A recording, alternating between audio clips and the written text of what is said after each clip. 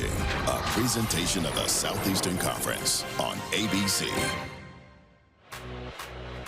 And you're still watching the SEC on ABC, presented by Burger King. Today from the Palace on the Prairie, Gaylord Family Oklahoma Memorial Stadium, the conference opener for two ranked teams, number 22 Auburn and number 11 Oklahoma. One of only 3 games this weekend matching ranked opponents. A homecoming for Jackson Arnold. For the previous 2 seasons, he was a quarterback at Oklahoma. He was their starter for most of last year, but he went in the transfer portal and is off to a terrific start at Auburn. His successor is John Mateer. The Washington State transfer has really been the talk of college football, off to the Oklahoma 3-0 start, and he has become a leading contender to win the Heisman Trophy. In fact, in most of the services that handicap that sort of thing, he is the favorite. Hoping to join a long list of Oklahoma royalty that has won the Heisman Trophy. Sooners about to take the field in front of the 162nd consecutive sellout in this great venue, dating all the way back to 1999. Off to a 3-0 start, the headline victory, one of the biggest for any team in the country so far this season. A Week 2 win over Michigan here at the Palace. And he was tremendous in that game against the Wolverines.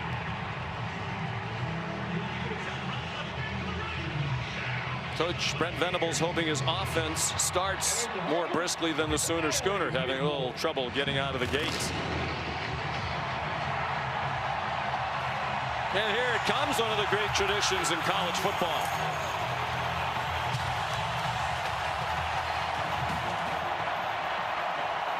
And after a losing season last year, 6-7 campaign, second of the last 3 years for Oklahoma, these fans believe their team is much better this season. We welcome you to the All-State kickoff. Sean McDonough along with Greg McElroy. In fact, both of these teams coming off losing seasons, each 3-0 so far this year.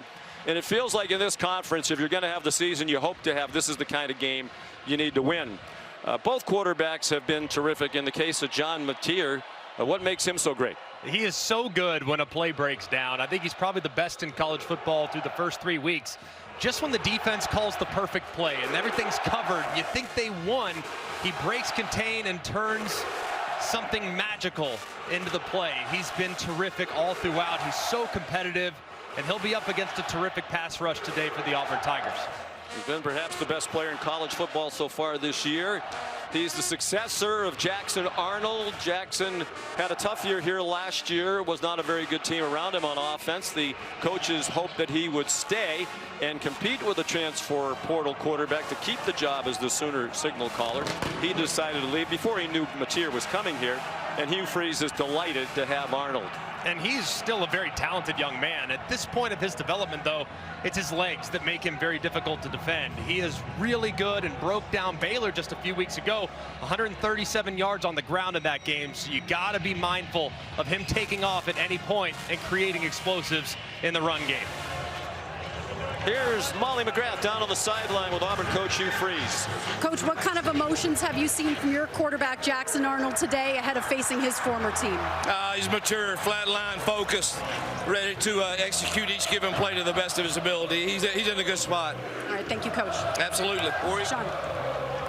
He was not the starter for Oklahoma last year when these two teams met at Auburn. He had been benched the week before. This is the 4th meeting all time. Oklahoma won that game, the loveliest village on the plains, last year. Auburn had a late lead, but Oklahoma scored the last 17 points of the game in the final 8.5 minutes. The other 2 Oklahoma wins in this rivalry were in Sugar Bowls after the 2016 and 1971 seasons. This is the All-State kickoff.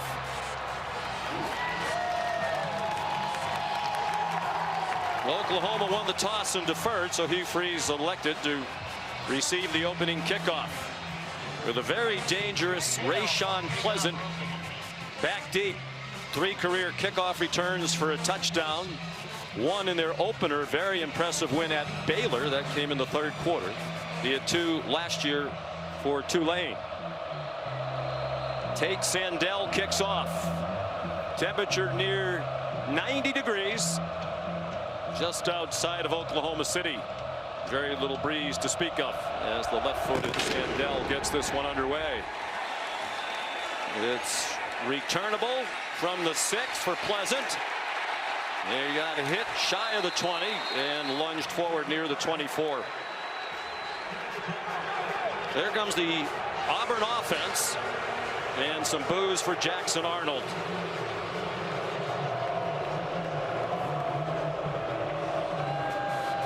He started 10 games over the 2 years that he was here. Coming out of high school in Denton, Texas, is one of the top recruits in the country. 9 of those starts last year, they went 5-4. 70% completions so far under this RPO offense of Hugh Freeze. And he's not turned the ball over. Given plenty of time by a veteran offensive line, he slides down with a short gain. They'll mark it where he started to slide at the 25 for a gain of 1. That's going to be very important throughout the game for Auburn. If nothing's there, Jackson Arnold has to be decisive. This is a great defense at all 3 levels. Can't hold on to it too long. If it's not there, get north and south, see what you can create with your legs. Jeremiah Cobb is the running back. He shifts to the left hip of Arnold. Cobb stopped after a 2-yard pickup by an outstanding Oklahoma defense. They're 4th in the country in total defense through the first 3 games.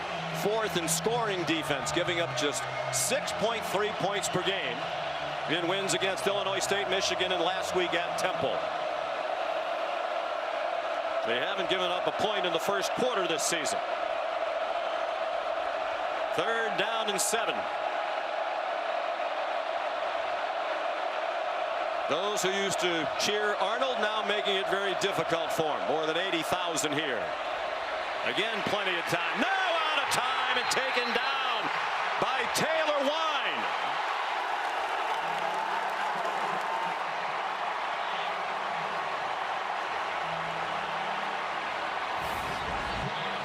And Wine just crashes to the inside, but Arnold has got to understand that the pressure is coming. He's holding it forever, looking forever. There's nothing downfield, and it results in a sack. The ball's got to come out quicker. This pass rush is too relentless. 2.5 sacks on the year now for Wine. Hudson Cock punts. Isaiah Satania. There's a flag down. He's down at the 40. Tackled by Kayan Lee. So a 3-and-out for Arnold. Let's find out what the penalty flag is all about from our referee Jeff Heiser, leading this Southeastern Conference crew. During the return, illegal block in the back. Receiving team number 12. 10-yard penalty. Automatic. 50-yard punt, and the penalty will back up the Sooners. Here's John Mateer. Those 944 passing yards, 3rd most by an Oklahoma quarterback through the first 3 games of a season. Surpassed only by Josh Heupel in 1999 and Baker Mayfield.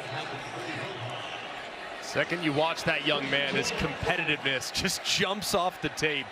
Never gives up on the play, runs incredibly hard, was a 3-star prospect coming out of high school, and really plays the game with the chip on his shoulder. From Little Elm, Texas, in the Dallas-Fort Worth area near Frisco, about a 3-hour drive from here. Hands it off to Torrey Blaylock, the true freshman who has emerged as their leading running back off a 100-yard game, first of his brief career in the win, 42-3 at Temple. I think Blaylock's been a tremendous surprise for offensive coordinator Ben Arbuckle. Such speed, it's been on display all throughout the first 3 games. Just 18 years old. Mateer given plenty of time and has Deion Burks open, and he has a first down out to the 43-yard line. Burks, one of those receivers Jackson Arnold wishes he had last year. He missed much of last year due to injury. Blaylock. Bobby Jamison Travis made the tackle for the Auburn front. Like Oklahoma, Auburn's played excellent defense. Big point of emphasis for defensive coordinator DJ Durkin is his front four, their defensive line, one of the strengths of their team. They have to win against an offensive line against Oklahoma that came into the season with some question marks.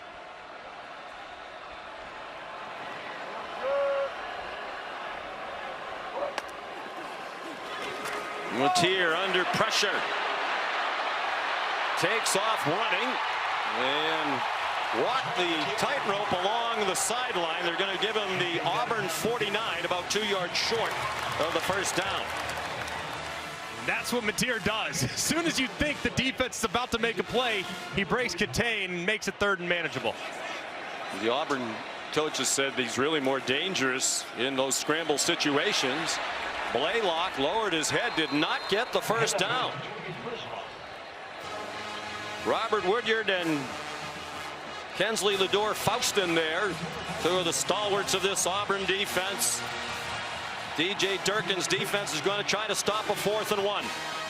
I like going for it here in plus territory, and I want John Matier to run it. Oklahoma, coached by Brent Venables, not been a team traditionally that goes for it a lot in plus territory, but I like it here with their quarterback run game. And that's what you would expect. They're trying to spread out Auburn, give him some running lanes. He finds one outside for a first down. Xavier Atkins made the tackle. 8-yard pickup.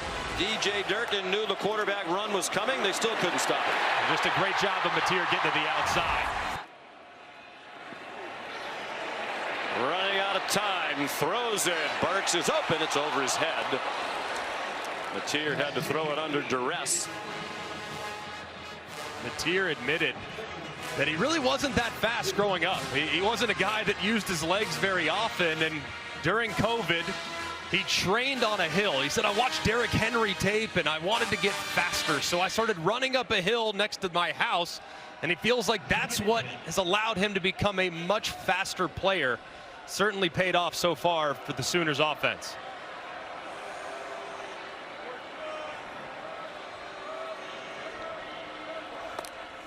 They sent Blaylock in motion, a blitz, a middle screen. Satania lost the football. Auburn has it. So far, no whistles. Matier, the only man who can stop Kayin Lee, and he does not. Touchdown, Tigers.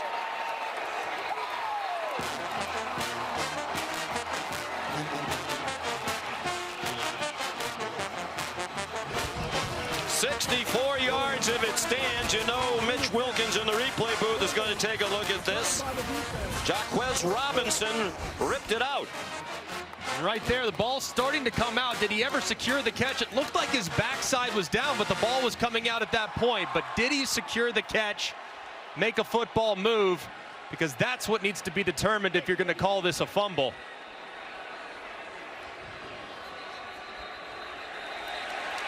And they have stopped it. I guess the question is he down there? Is his backside on the ground?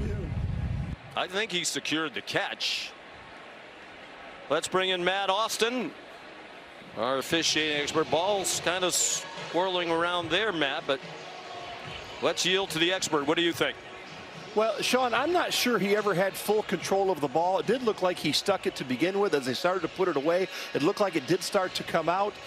This is going to be a very subjective call by the replay official, because the ruling on the field is it was a catch and a fumble, and it's going to be a little difficult, I think, to determine if he did stick the ball, have full control of it, and then went down and fumbled the ball before he hit the ground. Hugh Freeze explaining what he saw, hoping that the call on the field stands, and that is to his team's benefit if they can't fully determine if this was in fact a catch and then a fumble. Looked like initially kind of bobbled it, but as he's bringing it down with that left hand, it did look like he might have had just enough. And of course, it has to be indisputable video evidence beyond all doubt to overturn. And It's just so tough to tell if he did in fact secure that catch before the ball's coming out. I guess the other part of this, Matt, would be if it is a catch, was he down before he fumbled? And it doesn't look like he was, because his backside is on top of the Auburn defender. Or does that make him down? Well, no. If he's on top of the defender, he's not down. But they have to make sure that none of his leg, his knee, his shin, anything like that touched the ground before it came out. Just based on everything, I just don't know if there's enough to overturn the call. I think it's very, very close, and catch no catch is a tough one to diagnose, but it did look like he secured it. Looked like the ball was coming out before he was down on the ground, and would not be that surprised if this gets upheld. And it does become a time when, if it's indisputable video evidence to overturn it, how come it's taking so long? There it is in real speed. See why it's such a tough call for the officials. And Matt, ordinarily in that situation, right, they let the play go. You can always go back and fix it later. But yeah, absolutely. You know, part of the catch process is have the ball for. After further review, the ruling on the field, incomplete pass. It'll be full down. I actually like that overturn, because I don't think he ever completed the process. Yes, he had it for a second. I don't think he ever really had control going to the ground. You got to have it for a certain amount of time. You have to make a football act. Time to turn, tuck the ball away. I don't think he had time to do it. I think that's a good overturn. Yeah, but by the time, you know, as he was making a football move, you know, taking steps while trying to catch the balls, we saw at the beginning right around here, the ball starts to slide around. It is correct. That's why I don't think he ever had firm control. Yeah, it's bang bang for sure, and a fortunate one there for the Sooner offense. A huge break. Of course, last year was a defensive touchdown at Auburn that turned the game in favor of Oklahoma. Hugh Freeze's team had a 21-10 lead in the fourth quarter. But Brent Venables got a pick six from Kip Lewis of 63 yards to put Oklahoma ahead, and they won despite being outgained by nearly 200 yards at Jordan-Hare Stadium. Well, the review took a very long time, and now the officials are having a tough time getting it started up again. So it's 3rd down and 10 at the 40-yard line.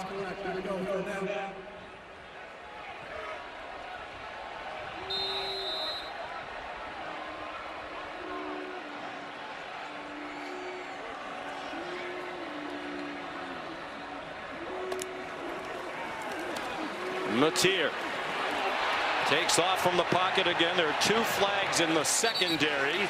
It's an incomplete pass on the sideline, caught by Keontez Lewis, but he's deemed to be out of bounds. And Hugh Freeze isn't going to like this verdict either. Defense, number 14. 10-yard penalty. Automatic. First down. That's Rayshon Pleasant. They're likely going to play today without one of their best corners, Jay Crawford, out due to injury. And as Burks is trying to break to the outside, Pleasant grabs the jersey, spins him around, and it's an easy call for the official.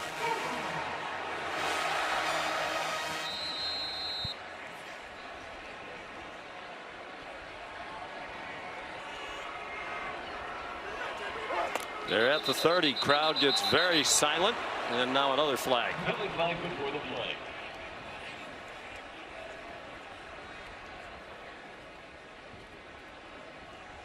Ball start. Offense, number 77. 5-yard penalty. First down. Heath Ozaida, the left guard, has been mix and match along the offensive line for the new offensive coordinator, Ben Arbuckle. The offensive line was a disaster last year. They think it's much better. They brought in some transfers. They only have 1 player who's started all 4 games at the same position. That's the right guard, Febechi Wiwu. Mateer lunged ahead for a yard. Xavier Atkins made the tackle. Big question throughout this game is just how good has Oklahoma's offensive line become. This is one of the better units in the SEC along the front for the Auburn Tigers, and so far they've been pretty good at the point of attack.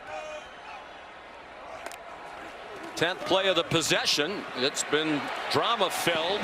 Mateer to the sideline, and Satania couldn't make a one-handed catch. Well, DJ Durkin certainly believes his defensive front is outstanding. He thinks this might be the best defense he's ever coached. The headliner up front is the preseason All-American Keldrick Falk. But he believes they can win the battle at the line of scrimmage, and they've been able to rush the passer this year and stop the run while rushing only 4. And that's going to be big. But here, as you're right on the fringe of field goal range, it's important for Mateer to understand ball's got to come out, because if Auburn's ever going to pressure, this would be the down and distance at the spot on the field to do it. 3rd down and long. They're on the fringe of field goal range. The crosser is Ivan Carrion. And Carrion is down at the 31-yard line, tackled by Rayon Strader, who will now be part of a 3-cornerback rotation for Coach Durkin. Without Jay Crawford today, he suffered a knee injury last week in their win against South Alabama.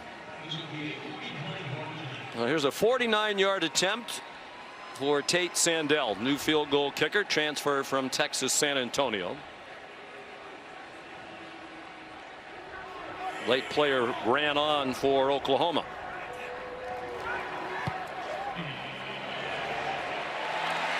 And it is good. Some good fortune early for Brent Venables. Hugh Freeze will likely be dialing the conference office at some point in the next day or two. A defensive touchdown taken back when that was ruled to be an incomplete pass. And the Sooners wound up with 3.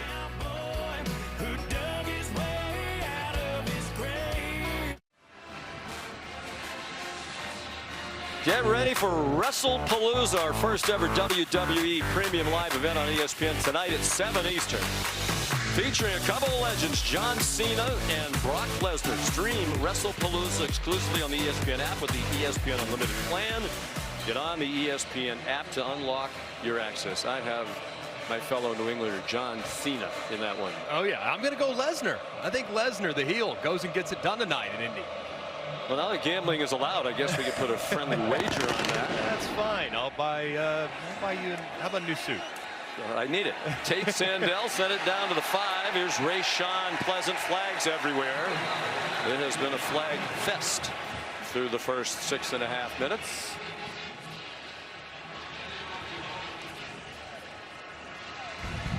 During the return, illegal block in the back. Receiving team number 32. Penalties half the distance to the goal. First down. So here comes Jackson Arnold for the 2nd time today. Molly? Yeah, well, pre-game, Jackson Arnold walked out onto the field to a chorus of boos from Sooners fans who heckled him the entire time during warm-ups, but he was unfazed. He addressed the team this morning, telling them the only emotion he feels is love for them, promising to play his heart out for this team. But Oklahoma head coach Brent Venables told us he still loves Arnold, wishes he stayed in Norman, but stressed that those emotions not a part of this game. He said he's merely a nameless and faceless opponent today, Sean. Brent Venables and the Oklahoma players we talked to all said they think he's a terrific human being, Jackson Arnold, and a very talented player. He comes out throwing on 1st down, throwing it deep, a little underthrown. There's contact, but the catch was made anyway. Cam Coleman all the way to the 47-yard line of Oklahoma. And if Auburn's going to win this game, it might be because of Cam Coleman, the outstanding sophomore, so big and physical. It's going to be hard for Auburn to run the football against this great defensive line, so you got to take some shots over the top, and Coleman reels one in. How was there not a flag on that? It was clearly contact before the ball got there. 46-yard gain. Coleman is a big playmaker. Arnold almost threw an interception. Peyton Bowen got his hands on it. And man, very fortunate here is Mateer. Look at the eyes of Bowen and how he drifts right out underneath that in-breaking route. If the throw was maybe a little more accurate, it would have been an interception. But Bowen over pursued, and a fortunate one there for Jackson Arnold, who has now thrown 225 straight passes without an interception. That is the longest active streak in the country by about 50 pass attempts. It was very nearly over. Throws it out wide, and that's off the hands of Eric Singleton. An incomplete pass. to the transfer from Georgia Tech. One of the great pickups for any team out of the transfer portal. 3rd and long. Brent Venables been doing it for a very long time. This is where some of the exotics show up. It's so hard on the quarterback. You're going to see linebackers walking up. You're not going to know who's blitzing. Creates a lot of confusion there with your protection. Doesn't look like it here, though. They're playing soft. On 3rd and 10, just a 3-man rush. They did push the pocket. Arnold has room, scampers down the sidelines, and he has the first down. Out of bounds at the 36, an 11-yard gain for Jackson Arnold. His legs against the 3-man rush. They lose contain to the right-hand side. They're trying to spy him. Plenty of guys with eyes in the backfield. But a poor pursuit there by Wine. Probably could have cleaned him out. Thought he was out of bounds. He wasn't. Tightropes the sideline for the conversion. Yeah. Why did Wine pull up? I'm guessing he thought he stepped out. That was he wild. wasn't. He had a chance to shove him out short of the sticks. Looked like Owen Heineke took a tough angle as well to help Arnold pick up the first down. Jeremiah Cobb spins off a hit and got back to the line of scrimmage. Peyton Bowen finished him off. Impact players presented by the Home Depot. Well, it starts on offense with Cam Coleman, one of the highest recruits in the entire country. Chooses Auburn, has been electric in his first 2 years. And then Kip Lewis, a linebacker for Oklahoma. He's going to be responsible for a lot of Jackson Arnold's run game and scrambles today when he's aligned in a quarterback spy technique.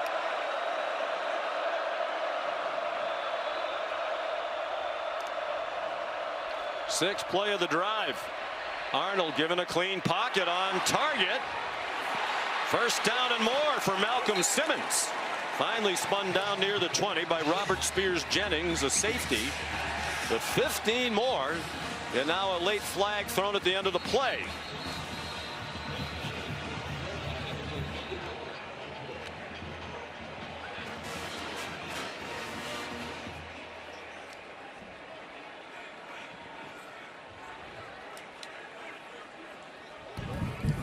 After the play is over, personal foul, face mask, defense.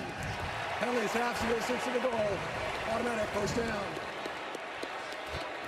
I believe it was on Gentry Williams, one of their cornerbacks. Brent Venables says their cornerback play has been much better than a year ago. One of the interesting sidelights of this matchup today, Venables, the head coach, calls the defenses, and Hugh Freeze, the head coach for Auburn, calls the offensive plays. You don't see it very often when the head coaches are the play callers going head to head. Quick hitter up the middle. Jeremiah Cobb inside the 5. Pickup of 7. They could get another first down, but it would be just inches short of the goal line. This is a very impressive answer from Auburn on this drive. Just to put things in perspective, how good Oklahoma's been defensively these first few weeks. This is the deepest penetration any offense has made. Prior to this, the deepest anyone's been in Oklahoma territory was the +13. So Auburn cooking against a great defense. And both teams like quarterback run at this part of the field. Arnold trying to get outside. Oklahoma knew that was coming. He's dropped at the 5 by Kendall Daniels. They are playing the first half without their outstanding end, Mason Thomas, ejected for targeting the second half last week. One thing that Auburn will try to do too, try to invite that run game, but they love RPOs. Cam Coleman's a matchup nightmare. Anytime he gets a one-on-one look, you can always throw the fade to the big sophomore at the bottom of the screen.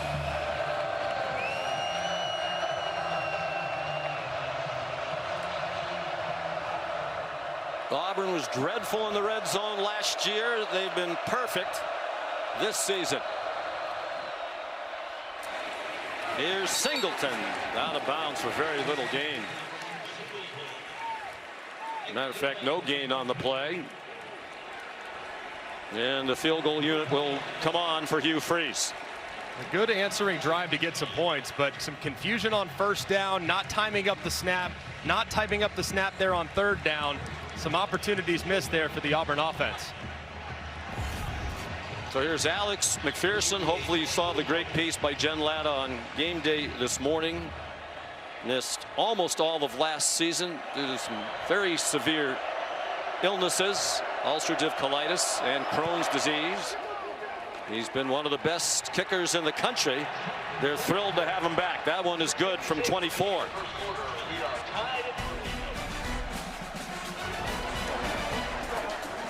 Three tie. Just under 4 minutes to go in the opening quarter.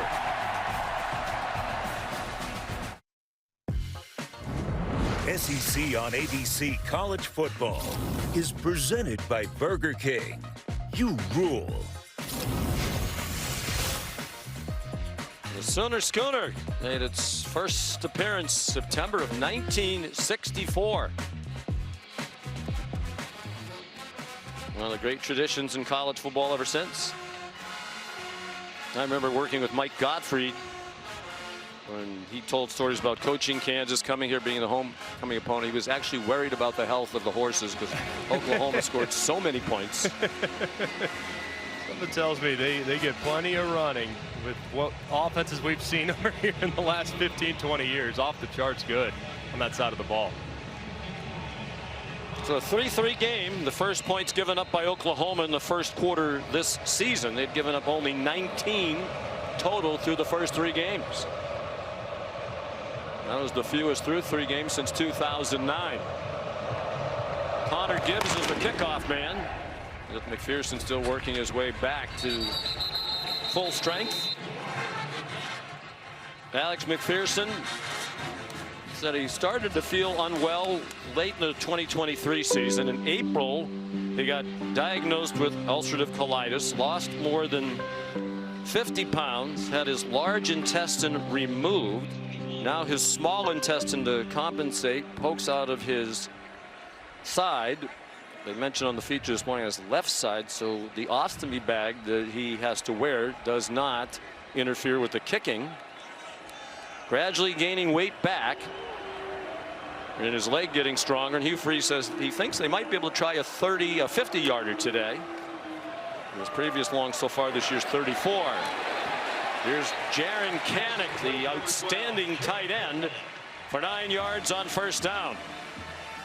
Important to get him a look early. Been quiet so far. Hasn't really had much of an opportunity, but coming into today, leading receiver on the team and one of the most productive in the country at tight end. Tier 3 out of 6 passing for 20 yards. It's a reverse. It's Isaiah Satania, and that salty Auburn defense drops him back at the 29 for a loss of 4. Led by Sylvester Smith, a sophomore star from Munford, Alabama. And great pursuit here. It looked like it might be made in the backfield, but Auburn staying at home and collecting Satania on the misdirection.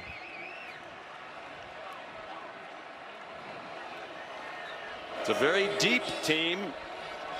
DJ Durkin told us yesterday they've had 26 players play significant snaps through the first 3 games. And they're there to belt down Mateer again for no gain.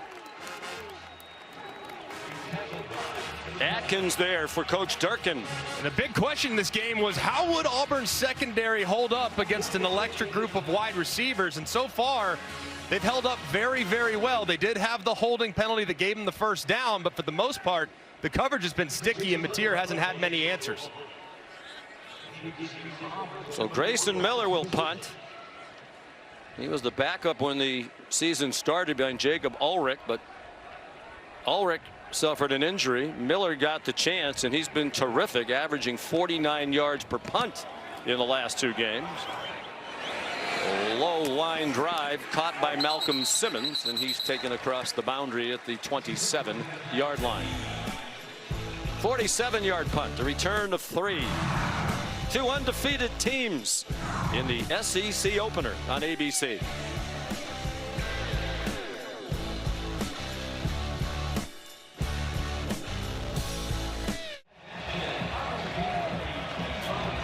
There's the Taco Bell Live Más student section. Only one student section can claim the title of Live Más student section of the year. Who will take home the trophy this year?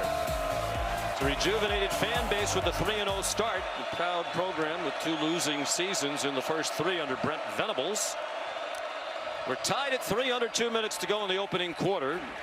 And it's Damari Alston, a veteran running back who has missed the last couple of games with a shoulder injury, back in action in a pickup of 1.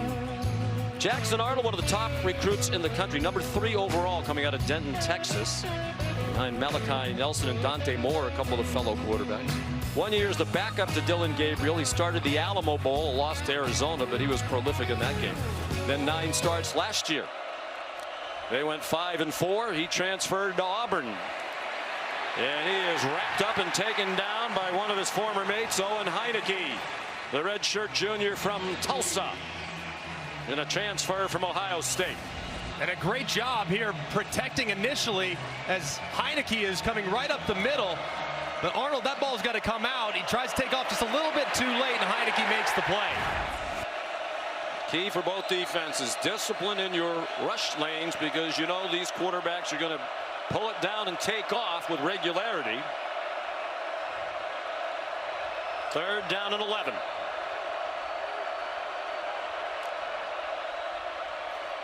Arnold, plenty of time, airing it out as a man open. It's a yard too long. Intended for Cam Coleman again. Hugh Freeze said we're going to take some deep shots, knowing that it's hard to do against an Oklahoma team that frequently will put pressure on the QB. And it looked like a little stutter go, slips inside, stopped running there for a second. If he maybe stays at full speed the whole time, maybe he runs under it, but a big missed opportunity there for Auburn's offense. So being a quarterback, you would blame that one always on the wide receiver. Of course, if I can. You got to try. Keep running. Hudson Cock is the punter. End over end. Isaiah Satania, a fair catch inside the 30. 48-yard punt. After we're finished here, a Sunshine State showdown right here on ABC. Number 4, Miami. What a great scene this morning. Game day on their campus in Coral Gables. They'll be a little north of the campus to host Florida. Trying to right the ship after a 1-2 start. That's tonight at 7:30 Eastern. Final half minute of the first quarter. Sean McDonough with Greg McElroy and Molly McGrath. 2 defenses that have played very well coming in, and they've ruled the day so far. Torrey Blaylock taken down after a 7-yard gain. Xavier Atkins in there again. We asked Ben Arbuckle, when did you know Torrey Blaylock was special? He said about the 3rd practice of spring when he went 60 on our defense, and his speed has been on display throughout these first 3 games. One of the things coaches often worry about with freshman running backs is pass protection. But Arbuckle also said early in one of their practices, Kip Lewis came on a blitz and Blaylock stoned him. That's when they knew they had a complete player who was ready to go. Deion Burke stopped short of the first down, tripped up by Rayshawn Pleasant on what will be the last play of the first quarter. Tied at 3. ESPN's presentation of college football on ABC will return after this message and a word from our ABC stations.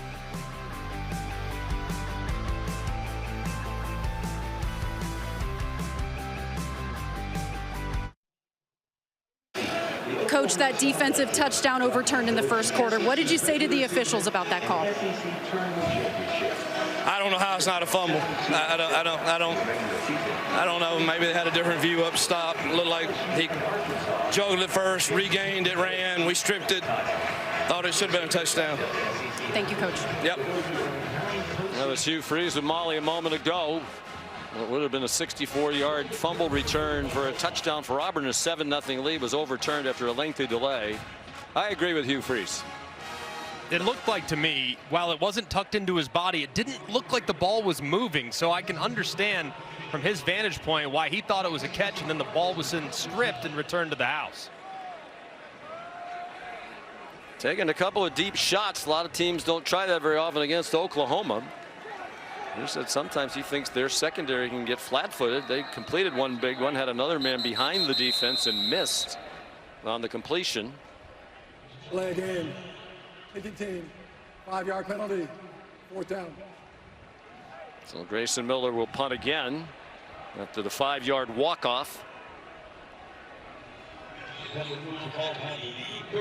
Now you'll see a traditional punt return unit out there for Auburn. It looked like their defense is on the field preparing for the fake. But now a traditional return unit will go back on.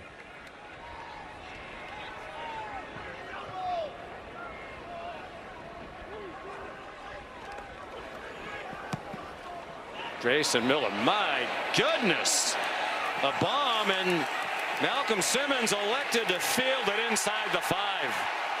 It's an epidemic of punt fielding inside the 5 around college football. It's never really been a good idea. Jaden Hardy dropped him at the 3, a 69-yard punt.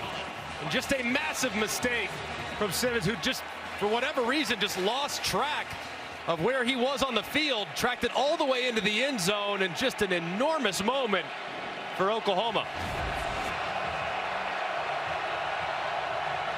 By far the longest punt of his career for Miller. Previous long was 59 in his debut against Michigan. The transfer from Central Oklahoma. So Jackson Arnold. And the Auburn Tigers backed up to the 3-yard line. They come out with a play action pass and another long one and another open receiver and a catch.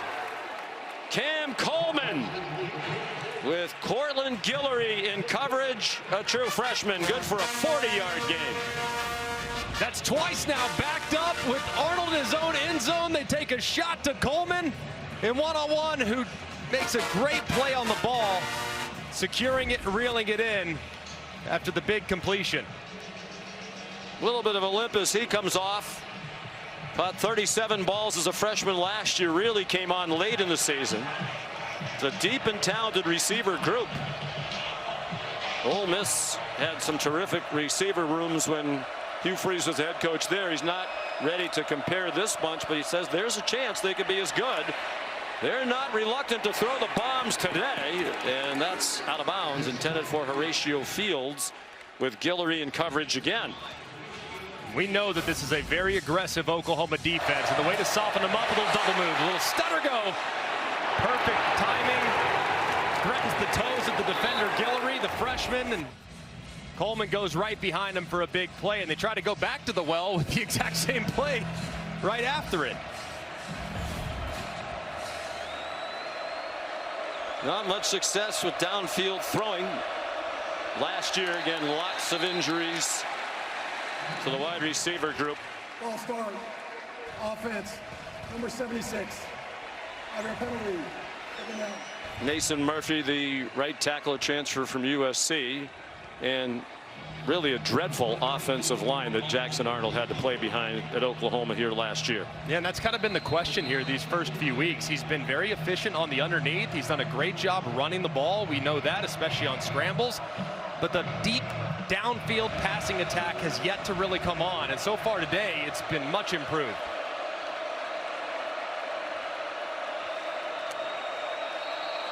More moving. This time it seemed at the other end of the offensive line. Ball start. Offense. Number 52. 5-yard penalty. Dylan Wade, the left guard. Molly. And that downfield passing attack is what coaches are talking to Jackson Arnold about in the bench area. Coaches intently watching the iPad with him, oftentimes pointing out receivers who are open downfield, encouraging Arnold to go through all of his progressions and air it out downfield. And multiple receivers, including Cam Coleman, going up to Jackson Arnold saying, "We have your back." You can feel that support for him here on the sideline. And this offensive line giving Arnold time in the pocket. And again, no R. Mason Thomas for Oklahoma, defensive end for the first half. Arnold run down for another loss. They're going in reverse. This time it's Marvin Jones Jr. There is a flag. Jones, a transfer from Florida State.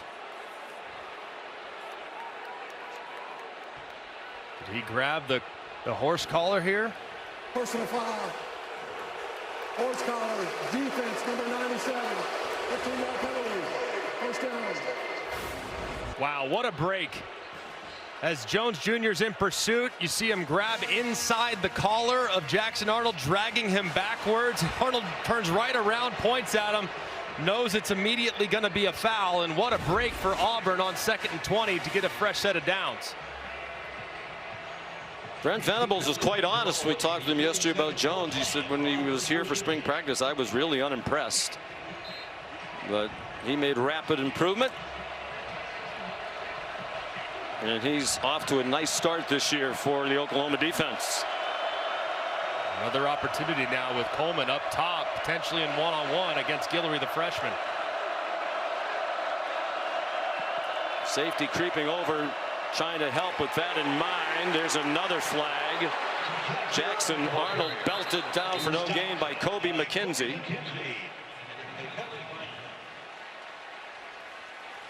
Holding. Offense. Number 77. And our penalty. First down.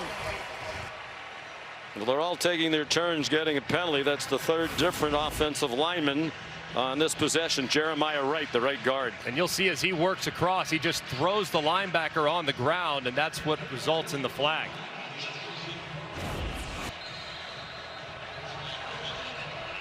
Five penalties on each team. And we still have more than 13 minutes to go until halftime. Jeff Heeser's crew not afraid to throw the flag, as we saw last week at LSU as well.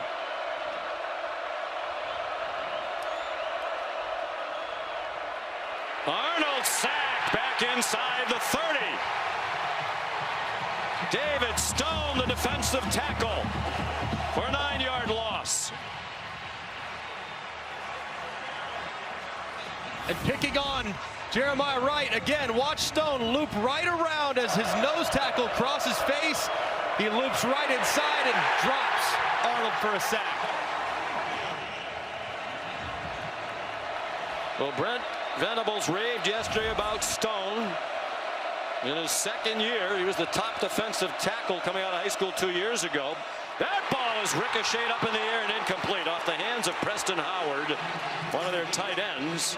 Kendall Daniels had a shot at the INT. Ball just a little inside, leads to the deflection, and man, it looked like Daniels was going to reel that in. Oklahoma, stunningly, for as well as it's played on defense, does not have a takeaway this season. They started the day one of only 6 FBS teams in the country that did not have a takeaway.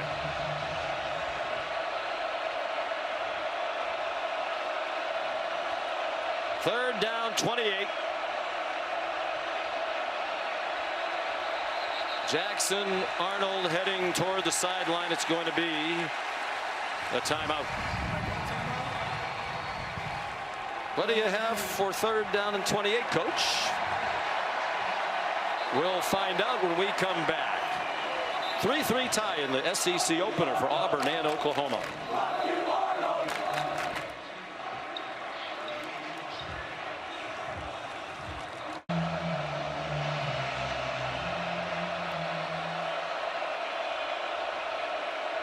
Well, there apparently was not a timeout.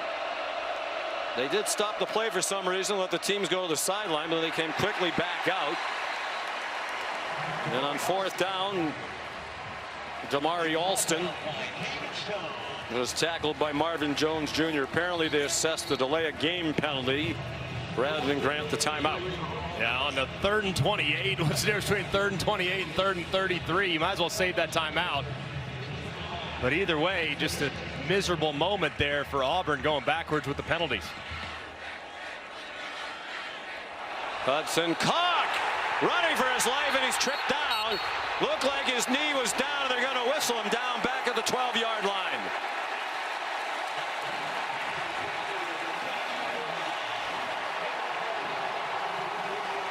Rolling on the field as the runner was down. Turnover, first down.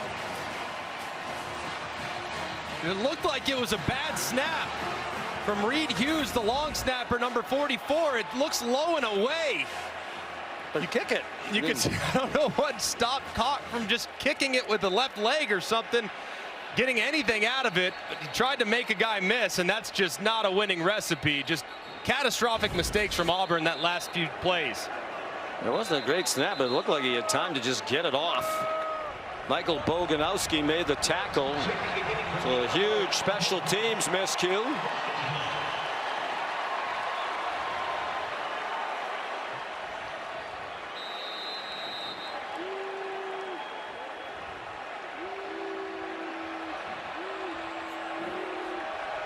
So here's Mateer with great field position.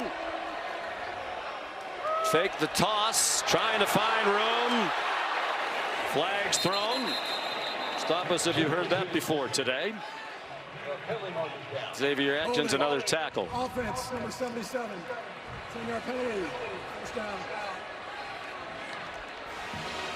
Heath Ozaida, a redshirt sophomore from Snoqualmie, Washington. These offenses just can't get out of their own way right now, and Ben Arbuckle constantly playing behind the sticks against a defense that's done a pretty good job up front so far. Arbuckle's quickly become one of the rising stars in coaching. He was the offensive coordinator at Washington State for the past couple of years. Had the good fortune of Cam Ward and John Mateer as his starting quarterbacks there. Neither offense prospering at the moment. Blaylock swung down by Bobby Jamison Travis. The way these offenses are going, maybe you kick the field goal before you get out of field goal range. But Arbuckle came first, hired by Brent Venables. And then shortly thereafter, Mateer followed. Mateer has a wide open receiver. Touchdown, Isaiah Satania. Busted coverage for Auburn. And a 24-yard score for Satania.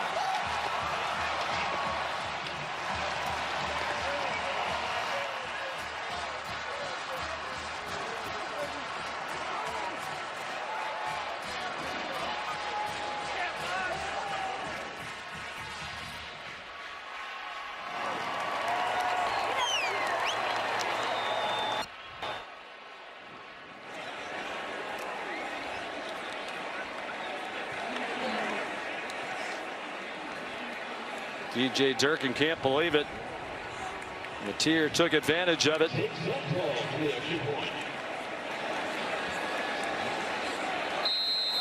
Tate Sandell on for the extra point.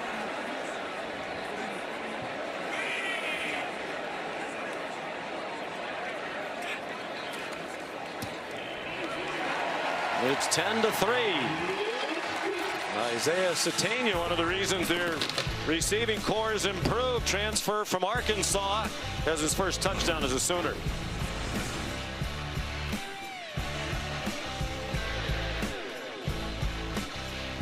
Looked like DJ Durkin was trying to get a timeout, at least get the attention of the defense to the bust.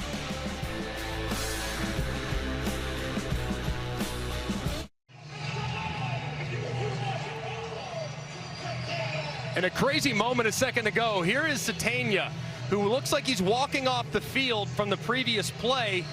They decide as soon as he walks off to try to snap it, catch him off guard. Auburn never sees him. And let's bring in Matt Austin. Matt, tell us about that situation.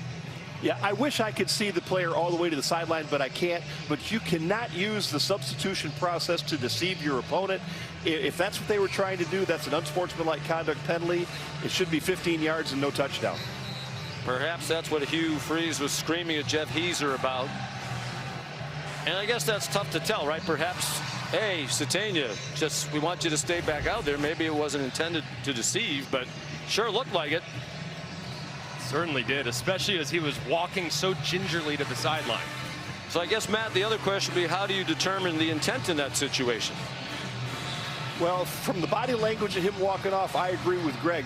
I didn't see where he lined up. I don't know if he was on the line of scrimmage or just a yard back. If he was like 5 yards back in the backfield, that adds to that he's trying to deceive the opponents. We should also add there's an official right there on that sideline who might have heard if the Oklahoma coaches were yelling at him to stay on the field. Not sure if that factors in.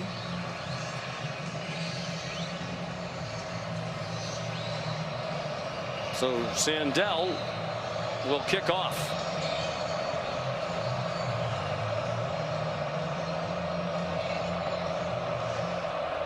And Rayshon Pleasant back deep. Yeah, it's a touchback, and here's Kevin. Afternoon, Sean. We take a look at our multi-view showcasing a bunch of great games across all of our networks. Some programming changes here. Clemson, Syracuse underway after the weather delay. That game over on ESPN2, and they are down, those Tigers, by 20 points in the fourth quarter. NC State, Duke over on ESPN News right now in the second quarter. And Ole Miss with a big lead against Tulane late in the first half. Back to you guys. All right, Kevin, thank you. Auburn struggling lately on offense and in special teams. They've had some good moments with Jackson Arnold in their offense, but just 3 points on the board. Immediate pressure. He bounced off one hit, and then he got flattened for a 2-yard loss by Jaden Jackson. And now the pressure is starting to really take forth. You could see as Arnold's trying to escape to the right-hand side. Nothing there as they're down there to drag him down again. Arnold, a little antsy now. Pulls it down and scurries out of bounds. And what was once his sideline for a 3-yard gain. They have minus 12 yards rushing against Brent Venables' defense. So far, Brent Venables has opted to be a little more conservative on 3rd and longs. We haven't seen the exotic pressure packages just yet. It's in there. You know it's coming. It's only a matter of time. So Jackson Arnold's got to be mindful of the pass rush that Oklahoma can bring. 3rd down 9. They're 1 out of 5 on 3rd down. Here they are with that walked up linebacker. You got to know who's coming and who's dropping out. Arnold zings it over the middle. Eric Singleton tackled immediately by Kip Lewis. That prevented a 1st down. It's a 7-yard gain. It's 4th down and 2. And Hugh Freeze has the punting team coming out again and hoping it's more successful than the last effort.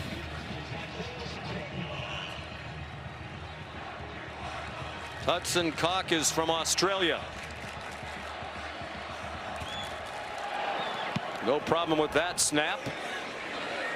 Satania, fair catch near the 19-yard line. 48-yard punt. 10-3 Oklahoma, under 9 minutes to go in the first half in Norman. You rule. Okay. Well, during the break, we found another angle of this play that involves Isaiah Satania. Let's bring in Matt Austin again. Yeah, the way the receiver's walking to the sideline, his body language says, I'm going off the field. Then he stops right by the sideline, and it's his own sideline. That's no coincidence. To me, this is a hideout play, and it should be an unsportsmanlike conduct penalty. And you very rarely see a receiver line up that close to the sideline as well, which to me would be add to the incriminating evidence. Deflected pass is Mateer, fired over the middle on 1st and 10. Molly? Well, Sean, in that break, I spoke with referee Jeff Heiser, who said, you know, all I can say about that is we confirmed there were 11 people on the field, and number 5 technically never left the field of play. That's why it wasn't called.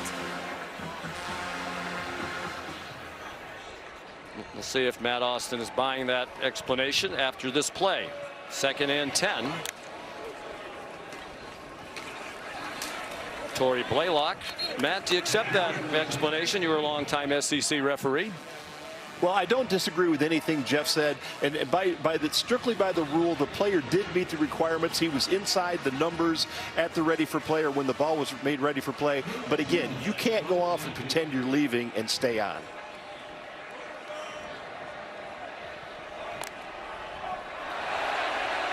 On 3rd down, Mateer, open receiver, and a great catch by Satania to hang on to it after he got belted by Rayon Strader. Offside. Defense. Penalty down. Results of the play. first down. And a great job by Mateer, knowing he had a free play as well. Take a shot downfield. My goodness, did Strader deliver a blow? How about Satania hanging on to it? Whew, you can hear the pads popping from here.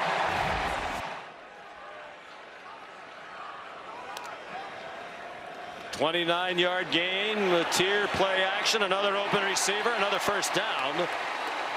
Keontez Lewis had to go to the ground to catch it, or there was some run after the catch there for him. They get 19 more, and they're at the Auburn 30. Sensing that Auburn's on their heels defensively, a little tempo from Ben Arbuckle. Fumble!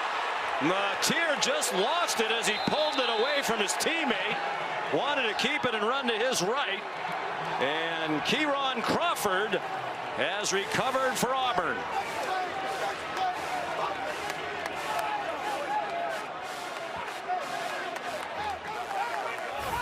What a huge mistake here. It looked like he was going to hand it off, and Crawford plays it well, keeps his shoulders square, and Mateer puts it on the deck. That's the one issue with this Oklahoma offense this year, is they have not been very cautious with the football. Had 5 turnovers coming into the day. That was triple dig, 104th in the country, and they put it on the deck early there as Auburn seizes the opportunity. Kieron Crawford, the recovery. Senior from Memphis, is getting better and better by the game. He played just 1 year of high school football, was a basketball player. Arnold after the fake that did not fool Oklahoma, content to throw it away over the head of Malcolm Simmons. So plenty of pass rush for OU without their terrific defensive end, Mason Thomas. 5 sacks in this first half officially for Oklahoma. Big reason why the rushing total is -13 for Auburn. The sacks come off the rush yardage. Probably part of the reason why Hugh Freeze opted on that first down play to try to move the pocket, to just change the launch point, and still didn't make a difference. The Sooners were breathing fire. Thomas will be eligible to play in the second half. And 24 lost yards on the 5 sacks. Arnold short set. Has an open receiver, and with a run after the catch, a first down for Eric Singleton Jr., who's caught a pass in 28 straight games now. Every game of his college career at Georgia Tech and Auburn. They go quickly after the 16-yard pickup. They're in midfield. Singleton, he got walloped after a 3-yard gain. Michael Boganowski in on the tackle. Brent Venables coached defense for a long time. He told us yesterday he's the most violent tackler I've ever coached. He said he tries to take your soul away. Every time he collisions an offensive player, the offensive player's body is just looks like a car wreck, man. Boganowski, you can always tell when he's in pursuit.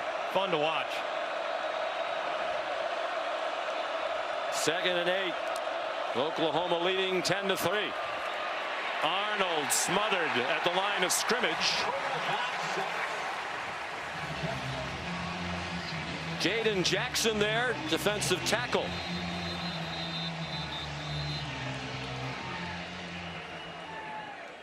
And Connor Lew, the center, is slow to get up. One of those veterans on the offensive line. He's making his 22nd straight start.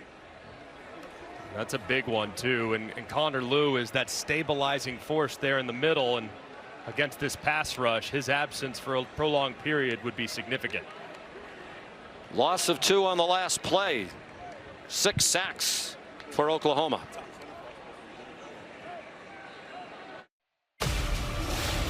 Tonight, John Cena, Brock Lesnar. The world will be watching. Stream WrestlePalooza on the ESPN app tonight. The Auburn center, Connor Lew, trotted off. His replacement is Cale Ellis, the youngest player in FBS football. He turned 17 in late April. In on 3rd down. The shotgun snap was a little high, but easily handled by Arnold. And Arnold is handled for another loss. That is 7 sacks for the Oklahoma defense. Kip Lewis, the most recent.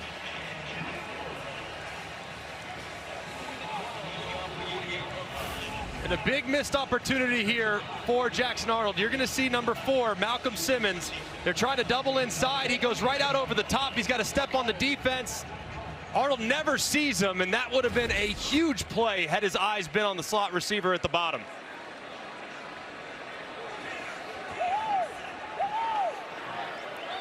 Hudson Cock. High punt, fair catch signaled by Satania. He's out of bounds.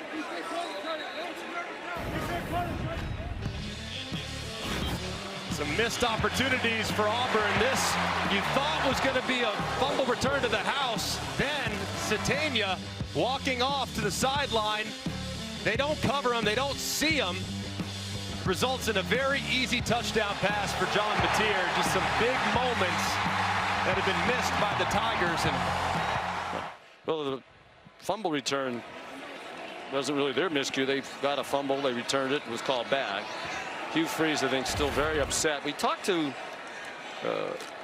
Matt Austin during the last break, and he read to us the rule about trying to confuse the opposition with the substitution. Here's Javante Barnes on first down. And after he read us the rule, it's clear it should have been penalized. Matt said it's a very hard thing for the officials to call, and they'll feel terrible that they didn't get it right, in his opinion. But it should have been flagged. It's just a big miss, and one that could have completely flipped the game. So 2 plays involving the officials. You never like to leave it up to those guys. It could have very much impacted the outcome and where we're at here, 5 minutes left in the second. In a very stagnant offense, their touchdown came on the short field after the miscue on that punt that you just saw. Mateer forced to throw it away with Keldrick Falk closing in. John Mateer, after the successes with Ben Arbuckle through the first 3 games, has emerged as the leading Heisman Trophy contender, but a long way to go. And he's going to play a lot of stout defenses as they begin conference play. All 8 SEC opponents, starting with Auburn today for Oklahoma, are ranked in one poll or the other. 7 of the 8 are in the AP poll.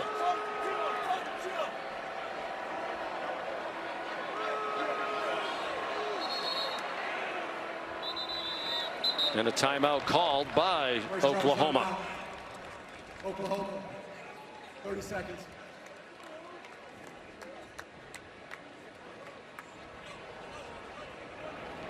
So it's time for the Aflac trivia question.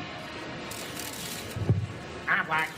Since 1999, which coincides with when the great Bob Stoops arrived here as the head coach, Oklahoma is one of 2 FBS teams to win 90% of its home games. You want to know the other school? You know, I think it's going to be one that's off the radar. I'm going to go the blue turf for the Boise State Broncos. You had to cheat. I did not. I just think pulled 90. it off. No, is that who it was? You pulled it off very well. I didn't cheat, I promise. Boise State. Oklahoma's 147-15 in that span, 90.7% winning percentage. Boise State 151-16, 90.4 on the blue turf. Mateer on 3rd and 10 off the hands of the tight end Jaron Kanik, who was a linebacker the last 3 years. Has made a great transition to tight end. We have to officially answer the Aflac trivia question. And we are bound to say Aflac as many times as we can while you read the answer. Love that. Hashtag Aflac trivia. Yes. It's a great staple of our coverage, the Aflac trivia question. Ohio State not far behind on that list. They've won almost 82% of their games here in the 100-year history of the Palace on the Prairie. Jason Miller's punt brought back by Malcolm Simmons. Out of bounds at the 42. Here's Kevin Nagandi. Sean, State Farm halftime report coming your way. Booger McFarland, Kevin Nagandi here with you. What is wrong with Clemson? Highlights coming your way. Big injury for Syracuse. We'll have an update. Also, Utah hosting Texas Tech and stunned at home. Notre Dame looking for their first win of the season, Boog, and this is how you start things. First play from scrimmage. I love it, Kev. Play action pass, look deep, give your guy an opportunity to make a play. He goes up, makes it, and the Irish are ringing big in South Bend. C.J. Carr to Malachi Field, 66 yards. Right now the Irish up 28-13. Sean, back to you and Greg. All right, gentlemen, thank you. Here in Norman, a defensive struggle. Jackson Arnold, quick hitter. And another lost yardage play. Eric Singleton dropped for a loss of 1 by Kobe McKenzie. 7 sacks in this half. And 9, now 10 tackles for a loss. The sack total, the most in a half for Oklahoma since they had 7 against Nebraska back in 2005. Arnold, open receiver, first down.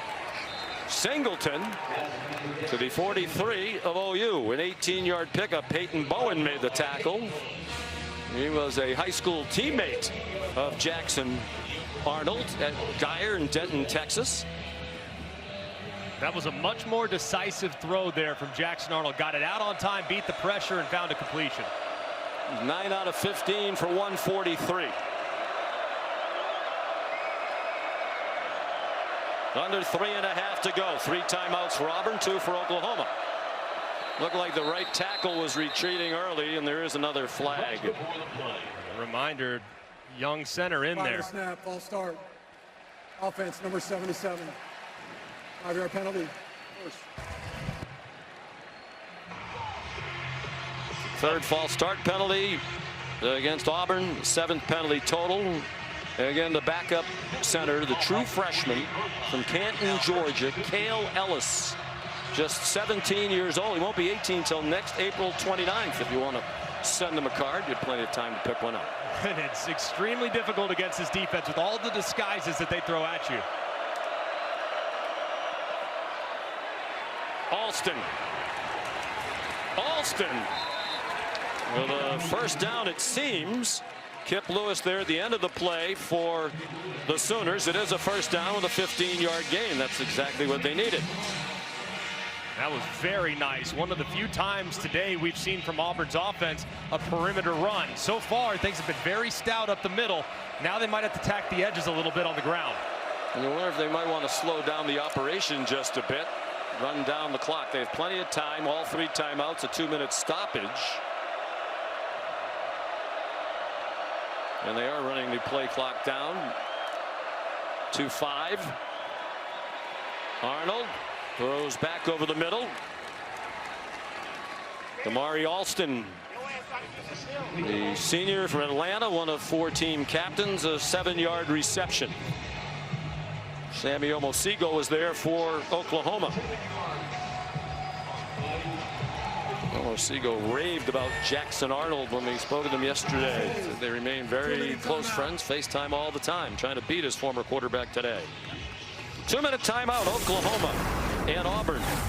Sooners up 10-3. You're watching the SEC on ABC, presented by Burger King.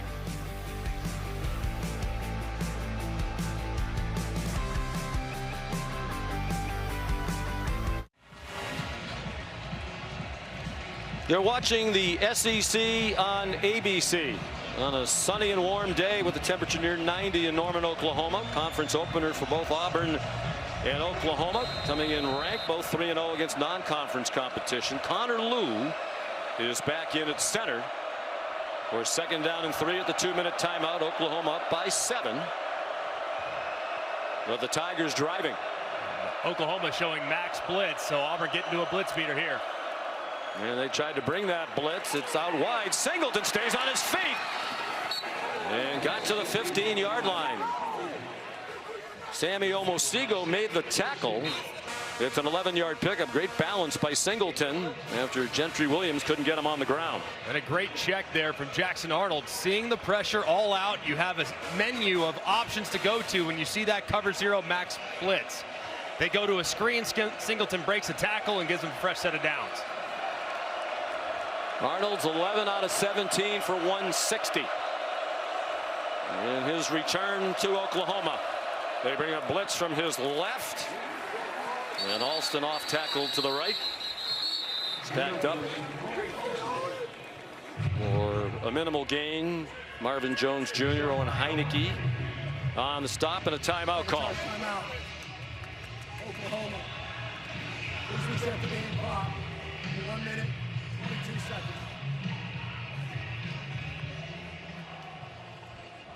So 1:22 to go. It's Oklahoma that wants to save some time with a chance to get the ball back for their sputtering offense. Neither one of these offenses has done much.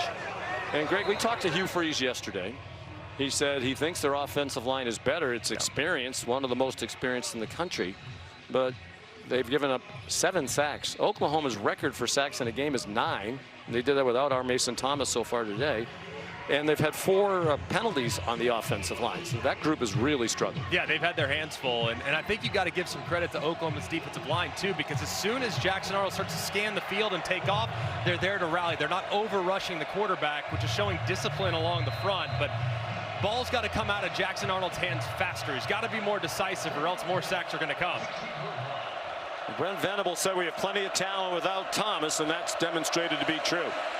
Another all-out blitz look from Oklahoma. Last time they went to the screen, now they maybe check to a one-on-one corner route to the top. Single coverage to his left. They throw it in that direction toward the pylon. Lots of contact and flags thrown. Cam Coleman taken down by the freshman Cortland Guillory out of Klein Oak in Houston. Right, there's a flag also in the backfield too, so it could be 2 on Oklahoma here with the way they hit Arnold on the release. No question about the penalty on Guillory. There are 2 fouls, both on the defense. Personal foul, roughing the passer, defense. That penalty's declined. Pass interference, defense number 4. The penalty took place in the end zone. The ball be placed on the 2-yard line. First down. There's the hit. Very, very careful there as Powers jumps. That's a launch. You got to be careful. That sometimes, had the contact been a little cleaner, could have been a targeting. So got to be smarter when rushing the quarterback on an all-out pressure. So 1st and goal. They've scored every time in the red zone this season, 10 for 10 with the field goal. After they were awful in the red zone last year, worse in the SEC, 78% scoring percentage, including touchdowns and field goals. Malcolm Simmons, the motion man. Damari Alston, tough run to get just across the line of scrimmage. And another timeout call.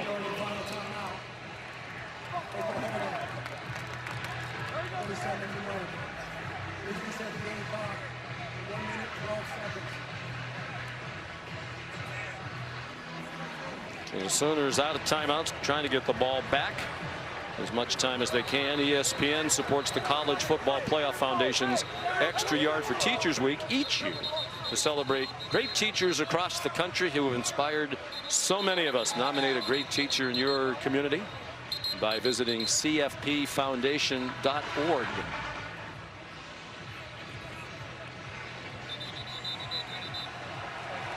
So 2nd and goal. The ball just inside the 3. And on 2nd down, if you want to throw it as an offense, this would be the down where you likely do it. So be careful if you're Oklahoma defensively. For a little play action, they might try to sneak one of those tight ends out in the flat. So mindful of your coverage responsibilities in your eyes. They have 3 tight ends on the field. Alston is the running back. Only 3 carries today for Cobb, their leading rusher. Fake to Alston, single coverage. They go after the freshman again. Touchdown, Cam Coleman.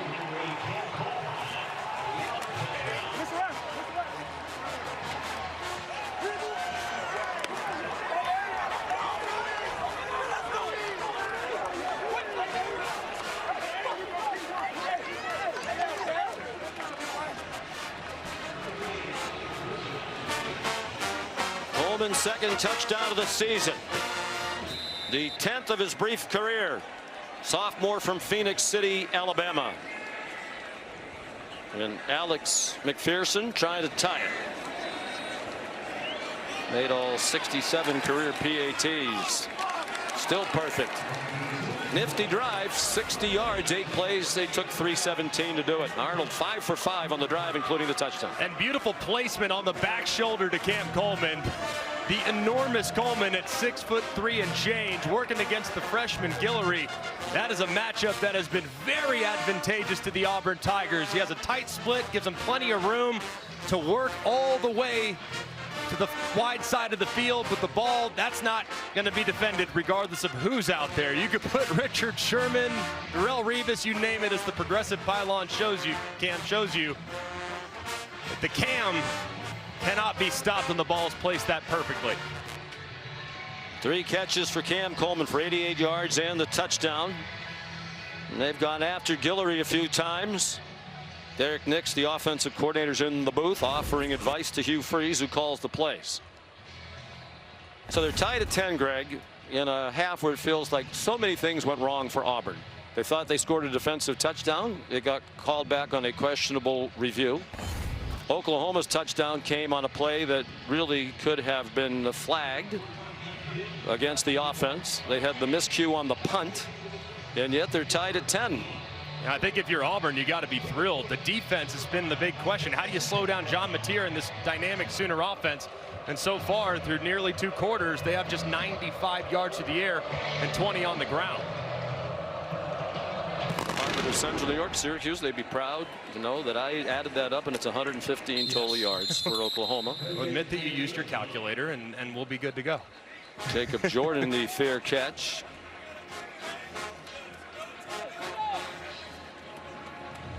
Big part of this too, and just the amount of time that Arbuckle and Mateer have spent together. They obviously trust their young quarterback so much, but how much do you want to put on his shoulders here? You've had some troubles hanging onto the football, and a turnover here giving some points to Auburn before the half would be catastrophic. So you got to be smart if you're John Mateer.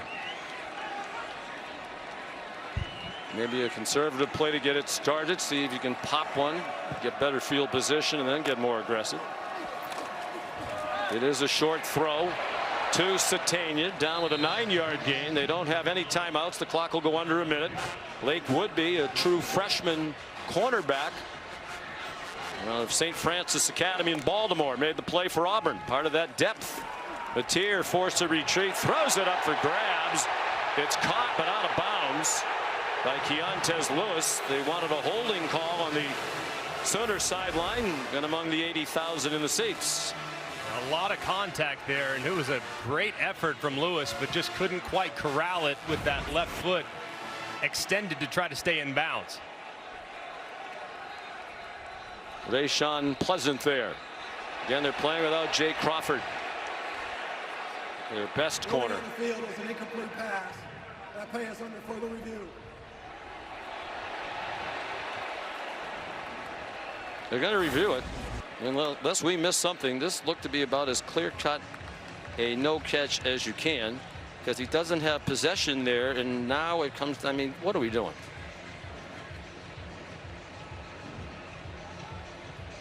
And right there, I mean, it's pretty clear. Doesn't ever have possession. It's a great effort trying to keep that left toe in bounds, but not really that close to a catch, to be honest with you. I would bring in Matt Austin, but he might have laryngitis by now, and we pay him by the appearance. We're over budget. The ruling on the field is upheld.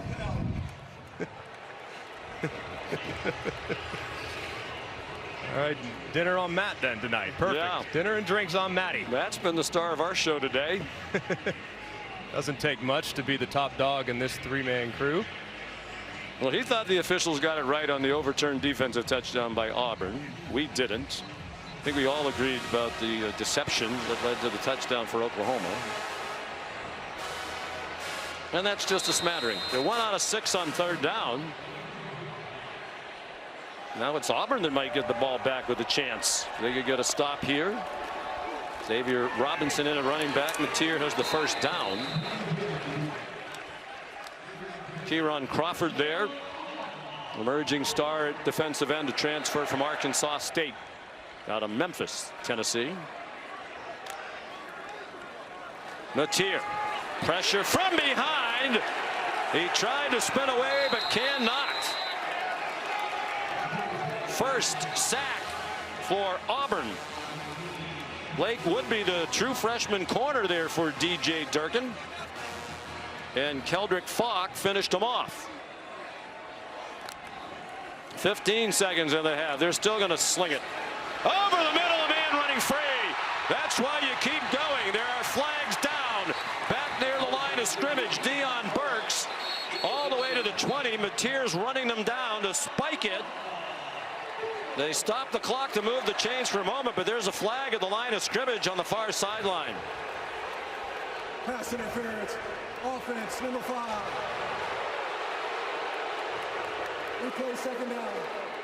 Isaiah Satania right in front of the Auburn sideline. The officials might have had some help with this call. And you'll see pretty clearly as Satania is working to the out, he sets a pretty deliberate pick on the corner, number 4, Caden Lee, and that's a great call from the official and a tough one to see from way in the back, but a huge call and the correct one at that. Brings back a 38-yard gain. At the very least, they might have had a chance to attempt a field goal. Crowd's booing. I don't think either side is going to be happy with the officiating so far. It's a hard job. And for the most part, it's done very well. This is the end of the second quarter. Well, Brent Venables likely pleased with the defense. Both coaches should be. The offenses need the time to regroup. Here's Molly. Coach, a penalty negated that explosive play. What's your reaction to how the half ended there? Well, again, we had a nice play designed up. I don't think that was us, but whatever.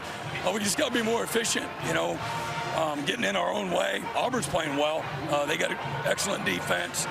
The 8's gotten hot, and so we got to clean some stuff up, maybe give them some help. But at the end of the day, man, you got to win your matchups too. So we've been able to overcome some mistakes with some of the turnovers. The defense got a lot of fight, and it's going to be a hell of a game second half. Thank you, Coach. I appreciate it. Sean. We hope his voice lasts to the end. 10-10 at the half. 160 yards of offense for Auburn, just 123 for Oklahoma. Defenses ruling the day so far. Here's the State Farm halftime report. Kevin Nagandi. Sean, thank you. State Farm halftime report, and I'm with the. You're watching the Dr. Pepper Championship Drive Game of the Week. And you're watching the SEC on ABC, presented by Burger King. On a hot September afternoon in Norman, Oklahoma, the temperature is still 91 degrees. Early, it was the Oklahoma defense ruling today. Both defenses have been stout. Cam Coleman a late touchdown to tie the game at 10, and as we went into the half.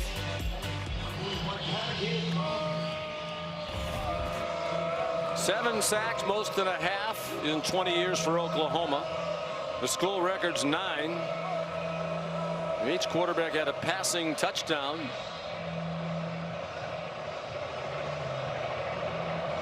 And it'll be decided in the final 30 minutes, or perhaps more than that.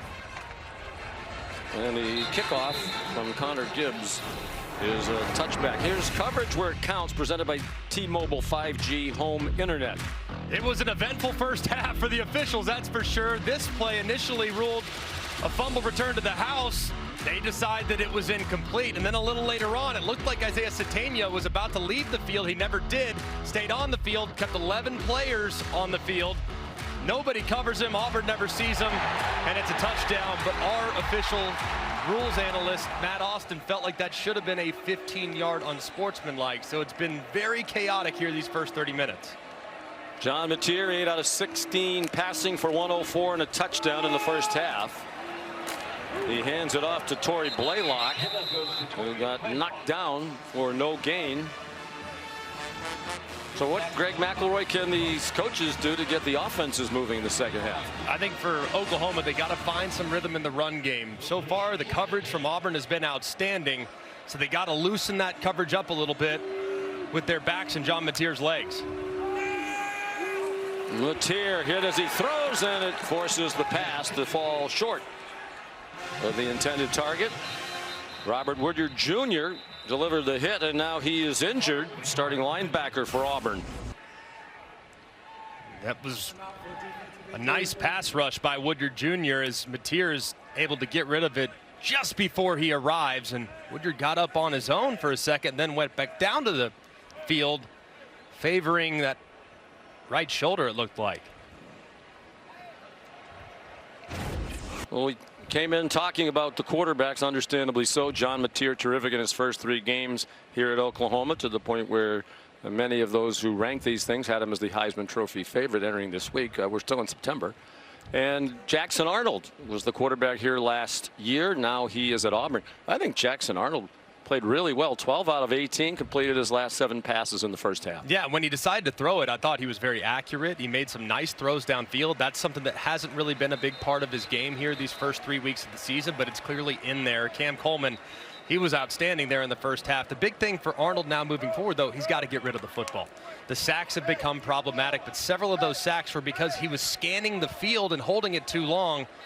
He's got to get rid of it or decide to run, because right now that pass rush is certainly having a huge impact. And the sack total might be inflated. Our legendary statistician Mike Swanson thinks there were at least a couple where it was a run play, but because he was tackled, Arnold behind the line of scrimmage, Oklahoma was credited with sacks. 3rd down and 10. The Sooners 2 out of 7 on 3rd down so far. Mateer, his pass deflected up in the air, and it falls incomplete. Keldrick Falk, one of the best in the country. Most believe he's going to be a first-round pick with the deflection.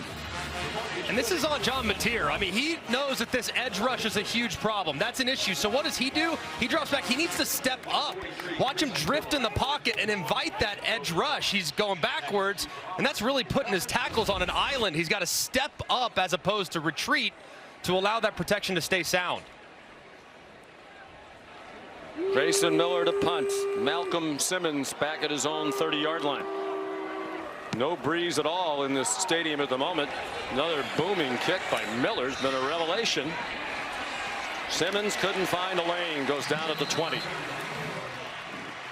58-yard punt, 3-yard return. Time for our All-State good hands play. And Cam Coleman has been electric throughout this game. Said early on, he's probably the guy that can win this game for the Tigers, and he's been up to the task. A couple times backed up, poor field position. Just take a shot to big number 8. One of the highest regarded prospects in recent history at wide receiver, and man, he is making it very unpleasant for the freshman Cortland Guillory, who has been with him in one-on-one coverage throughout most of the game. So they're going to have to give Guillory some help here in the second half, because he's been on islands and it hasn't been good for the Sooners.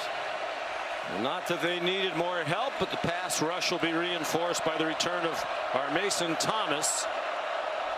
All-conference defensive end who didn't play in the first half for Oklahoma due to a targeting ejection last week. That pass batted down by Peyton Bowen. And there's our Mason Thomas, senior from Fort Lauderdale, a difference maker. The player and as a team leader. His matchup against these tackles is a huge advantage for Oklahoma, so you better be aware when 32's on the outside. Jeremiah Cobb on the field, second leading rusher in the SEC entering today. He's carried the ball just 3 times. I think Alston's better in pass protection. That's why he's been out there a lot. The fake to Cobb, and it is our Mason Thomas introducing himself to his old pal Jackson Arnold. Welcome to the game, number 32. Well, that didn't take very long. Here he is, right on the outside, just right around the left tackle. Arnold thinks he has more time than he does, but as he holds, nothing there. Ball's got to come out. But how about the pass rush and pursuit from Thomas?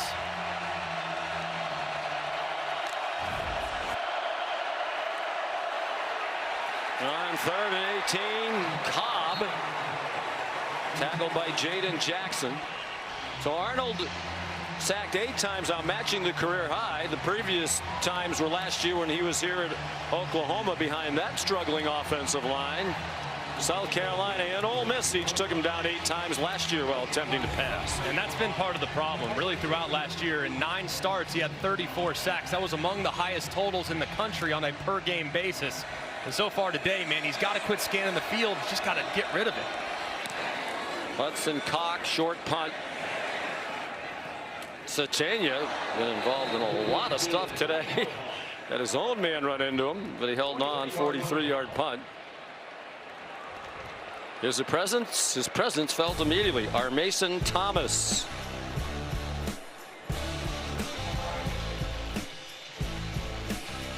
(10-10) the score. We're early in the second half.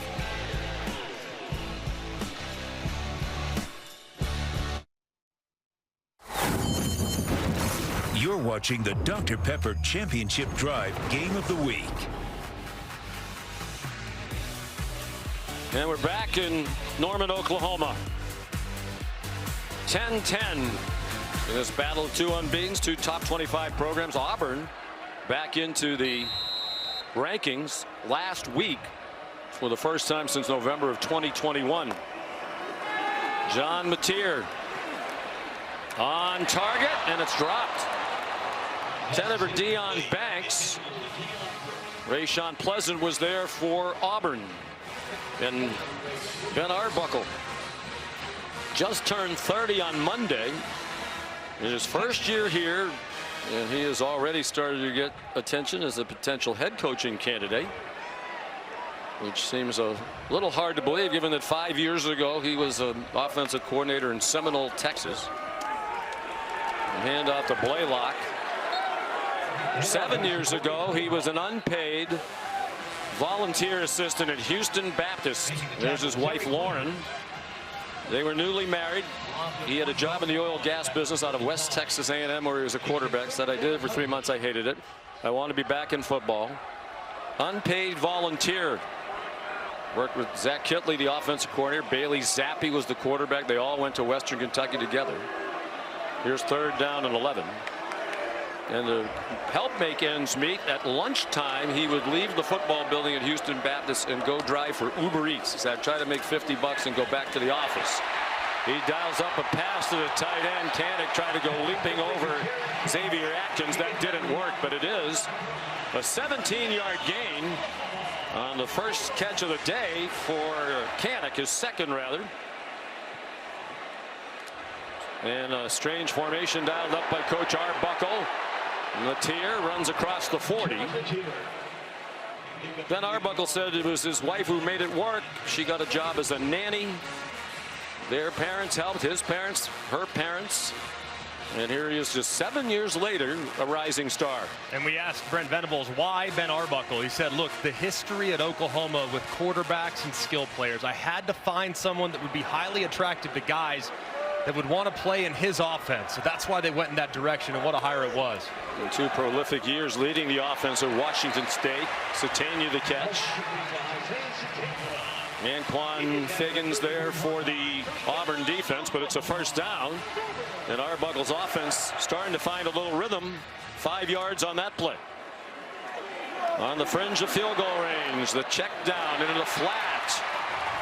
Torrey Blaylock near another first down, and the crowd starting to get engaged. Elijah Melendez ran him down, a backup linebacker. And I love when the offense is kind of stagnant, they don't have much rhythm. Like, man, go tempo, simplify it, get rid of the motions, get rid of the shifts, just let your quarterback play and kind of develop a little juice on that side of the ball. So I love the plan so far on this drive from Arbuckle. Tier still completing just 50% for the game, now 11 for 22. And you can anticipate here, 2nd and short, this would be a spot where if I'm Auburn's defense, I'd be alert for the throw downfield. 3 receivers to the left. Here's Satania, who scored the Oklahoma touchdown in controversial fashion in the first half. He has the 19-yard line, 7 more. Mateer trying to get him up in warp speed.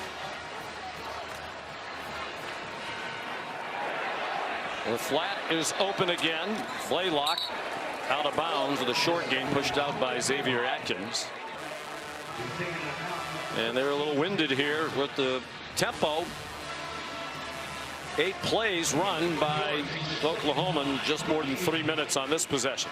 And Oklahoma decided to substitute right there, so Auburn could make some changes if they want, but deciding not to, going with the personnel they have on the field.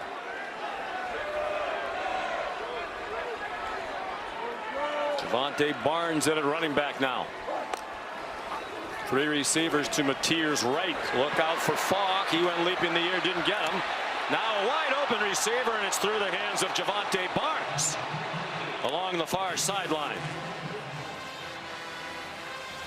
And Mateer continues to drift in the pocket a little bit, getting a little too deep, putting those tackles in a very tough spot, but a great job stepping up this time, keeping his eyes downfield. And if Barnes secures it, he walks into the end zone. Big missed opportunity, and just goes to show you the instincts that John Mateer has at his disposal. 3 out of 9 on 3rd down, but 3 for their last 5. They are in field goal range. Be prepared here. This is where Auburn likes to bring all-out pressure. You look at all those guys lined up. It looks like it's going to be a blitz from DJ Durkin. Everybody standing up. It is a blitz. It's a quick slant that ends short of the line to gain by a lot. Deion Burks tackled by Kensley Lador-Faustin. And here comes the field goal unit for Brent Venables. And DJ Durkin has to be thrilled with how his secondary has played today. It hasn't been perfect by any stretch, but the big question mark onto the performance against Baylor, where they gave up 400 through the air, and had a big game last week against South Alabama through the air. This secondary's coverage has been outstanding for most of the afternoon. Here's Tate Sandell to put Oklahoma back on top. They lead for the 3rd time on a 32-yard field goal. 13-10 Sooners, middle of the 3rd quarter.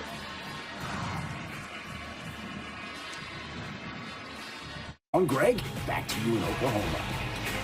Good job, Shefty. Entertaining venue of topics. What do you think about the tush push? Get out. I have no time for the tush push. It is. I don't want to watch rugby on Plus. I like to see a little more finesse. I like to see a little more action. I want it out. Get it gone.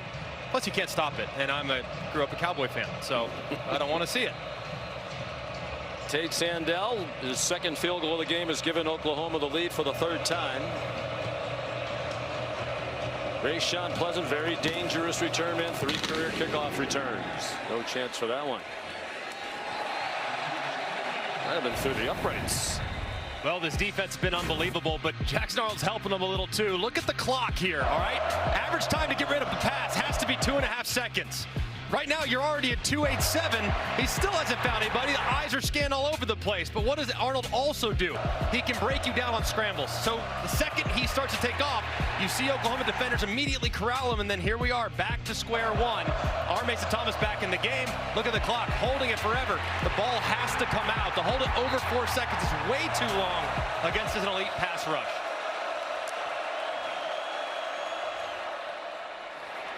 Merrick Singleton, good tackle along the sideline by Cortland Guillory to stop it after a 5-yard gain. Singleton dynamic when he gets the ball in his hands. He's just 5'9". There's some of those numbers for the Oklahoma defense. 1 sack away from tying the single game school record.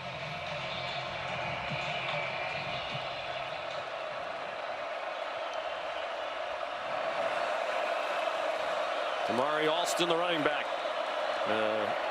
Heavy pass offense today for Hugh Freeze.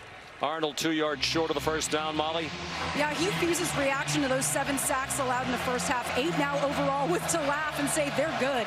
Every play is another twist and another blitz, and he stressed that Jackson Arnold needs to be protected better, but also needs to go through his progressions, trust his receivers to win those one-on-one matchups. He said, had we not made some of those mistakes, we would have been in the lead. They're a top team in this league. We're playing toe-to-toe with them, so he's encouraged, Sean. 3rd down and 2. Big play here midway through the quarter.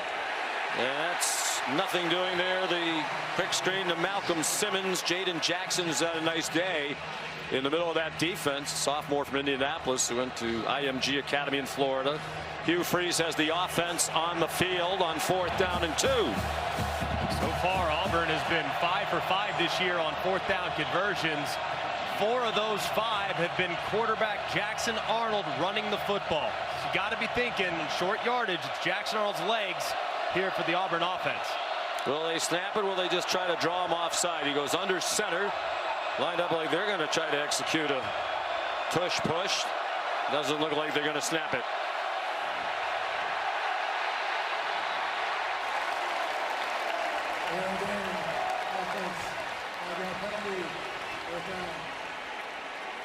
And I would agree with Coach Freeze. You should punt. I mean, they're 1 for 9 on 3rd down today, so they haven't exactly been effective. And they have -2 rushing yards on the day. You factor in the sack yardage as well. So they are not winning at the line of scrimmage in the run game. So I agree. Defense is playing great. Punt it away. Play some field position. You're surprised they haven't had more design runs for Cobb. Here's Cock punting. I am. I think Cobb has got to get involved, especially on the perimeter. He's got great speed. You got to get it outside the tackles at some point. So Tanya, the fair catch of the 48-yard punt. Well, these two defenses have been terrific through the first 3 games, and they're doing more of the same head-to-head today.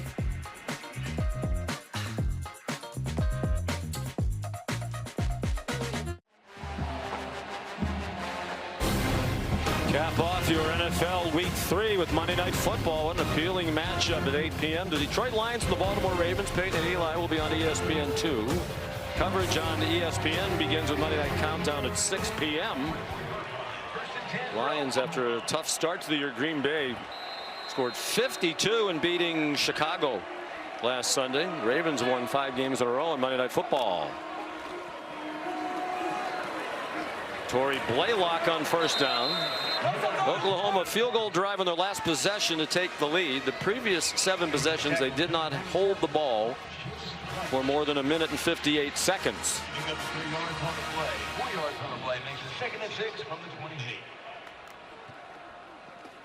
On 2nd and 6, and another tackle for a loss, and it's Keldrick Falk. Malik blocked in there as well for Auburn. Sophomore from Pike Road, Alabama. Big question for DJ Durkin was whether or not that front 4 would be able to hold up against the run, and so far they've been up to the task. And now 3rd and 10. It's got to be looking in the direction of Burks. He's been their best guy so far. Can he create some separation?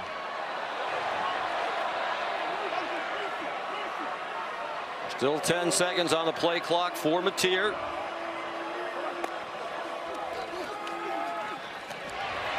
It is Deion Burks, and they wrap him up well short of the 1st down. There's a flag on the near sideline. It's for offensive pass interference, which Auburn will turn down and force 4th down, you would think.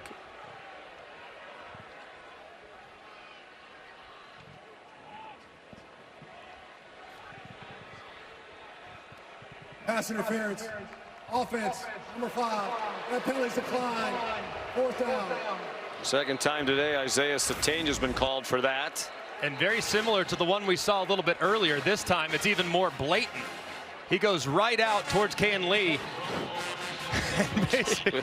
I mean, what usually offenses would call it like a rub. You know, that doesn't sound so, quote, illegal. Yeah. That right there is just a bona fide pick. I mean, that's a pick and roll all the way to the hole right there. Well, how many things has he been involved in? He had the fumble that turned out not to be a fumble. The fumble originally returned for a defensive touchdown by Auburn. He's had 2 of those pick calls now. He was the player who scored the Oklahoma touchdown when he should have been flagged. And now the officials are going to chat. They had been relatively understated here in the first 10 minutes of this quarter. Relatively. Probably worn out. I would think they might have taken naps at the half.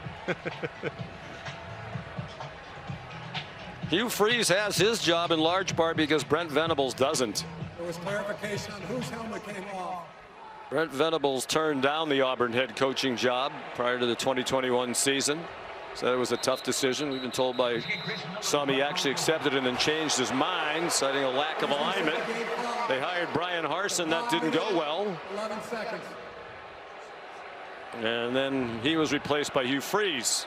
Brent Venables went back to Clemson for one more year after turning down the Auburn job, and then came here to Oklahoma, where there's great alignment, thanks in large part to the stability of one of the great athletic directors of all time, Joe Castiglione, who's been here since the late 90s. Not a good punt by Grayson Miller. Well, he got plenty on the bounce.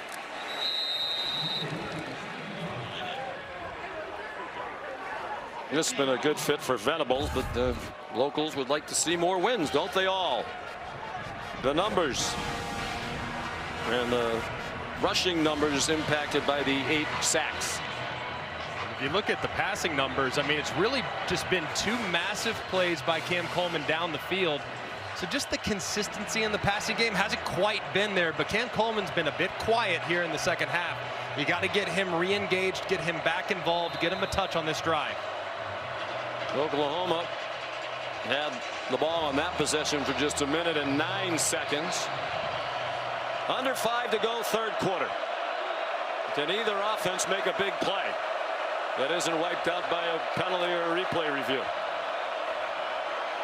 Jeremiah Cobb. Jeremiah Cobb stays on his feet. Where has he been all afternoon?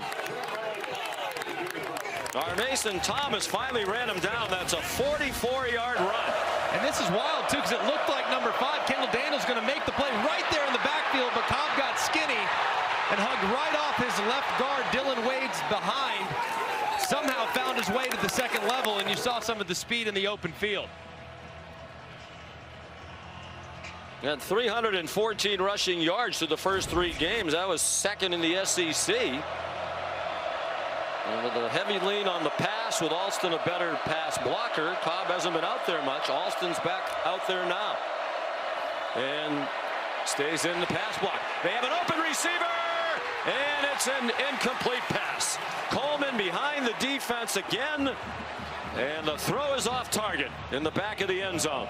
Man, that's a throw. If you're Jackson Arnold, you will literally remember forever. I still remember one I overthrew against LSU in 2010. And that one, Cam Coleman, perfect stutter go. Beautiful, beautiful route. Bites on it immediately, does Jordan, and he gets behind him, and the throw just off the mark, and a big, big missed opportunity for the Tigers. That pass, Davon Jordan, a backup corner, sophomore from Tulsa. Big miss. Chance for the first lead of the day for Auburn. 2nd and 10. Plenty of time and a bad throw. In the general direction of Horatio Fields. He's a big target. That one was well off the mark. A big call here for Hugh Freeze. His kicker, McPherson, said he's probably comfortable kicking it from about 50 right now. Right now, they're at 50. So Jackson Arnold has got to get rid of the football to make this field goal easier, because you got to anticipate for Brent Venables, you're going to get pressure, maybe all-out pressure.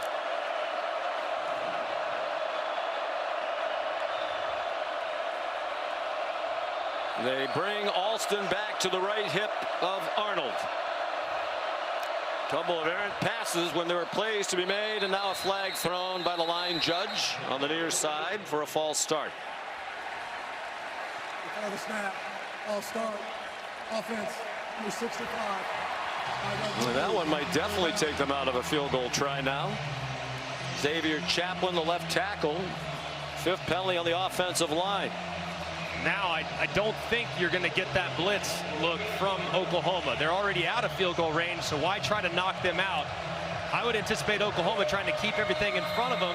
And if you're Auburn, probably thinking some type of quick screen, some high percentage throw to make this field goal a little easier. Unless you get Coleman in one-on-one.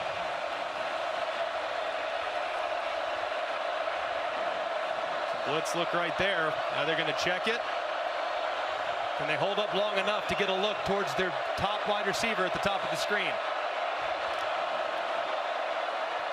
Pressure coming. Malcolm Simmons, run after the catch, gets them down to the 32. Hugh Freeze said yesterday he thought McPherson might be able to make a 50-yarder, but that Alex would tell him after the warm-up how he feels. So apparently it's a little bit out of his range, so they're going to try Connor Gibbs for a 50-yard field goal. which would tie it.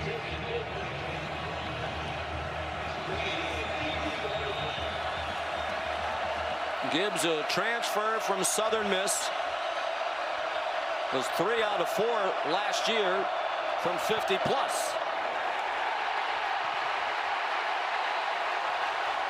From 50, low and wide right. Hugh Freeze said yesterday he thought Auburn would have won 4 more games last year had they had McPherson. They were one of the worst field goal kicking teams in the country without him. And he said it's not just the misses that change the score, but then the other team gets good field position when you miss on a long field goal try like this. That, and it just really never had a chance, too. So the special teams been impactful, all the wrong reasons for Auburn in the kicking game the last couple years. Gibbs has plenty of leg to make it. As long at Southern Miss was 59. That was from 50 with the breeze really not a factor. So Oklahoma hanging on to this 3-point lead. Matier forced back. Deion Burks. Another hard tackle. It's been a hard hitting football game. That was Champ Anthony, one of their defensive captains, who's, as you can see, playing with a club. And apparently there's a problem with that right hand. Keep an eye on 4 here. Tried to get it deep to him last time in this formation. I think they stopped it just in the nick of time for Anthony. He was trying to get the attention that he's in some distress. First charge timeout. Auburn. 30 seconds.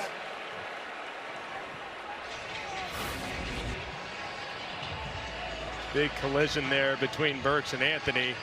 Burks not a big guy, but so explosive.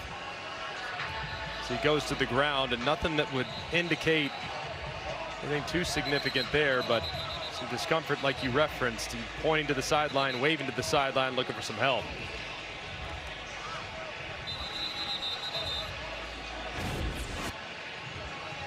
So Auburn has to use the timeout. Anthony's out of the game, one of their best defenders in the secondary.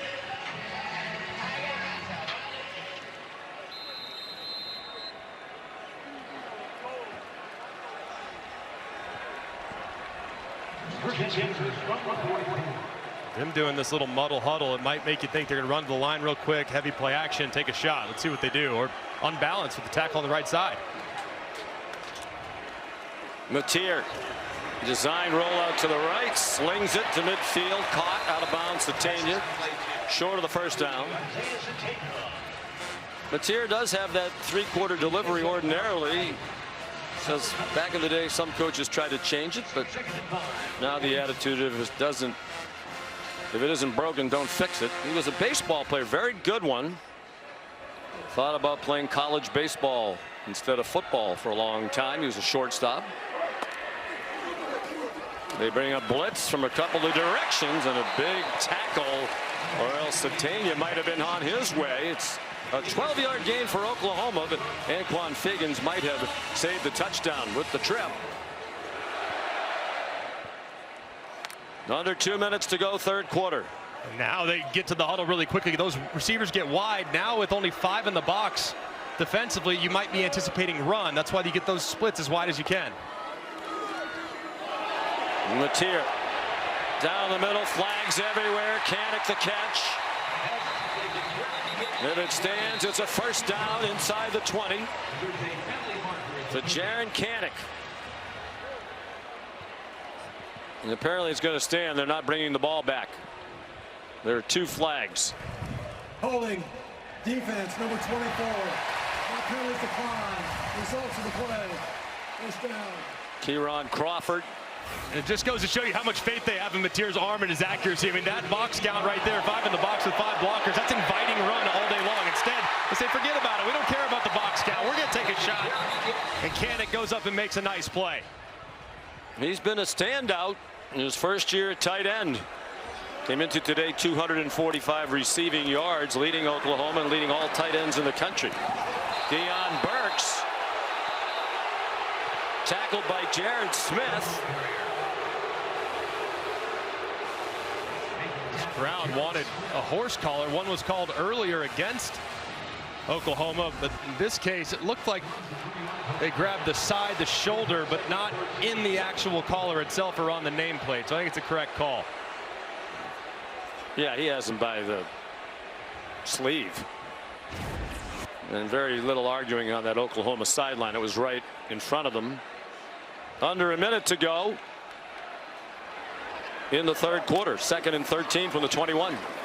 Pressure. Mateer dumped it off.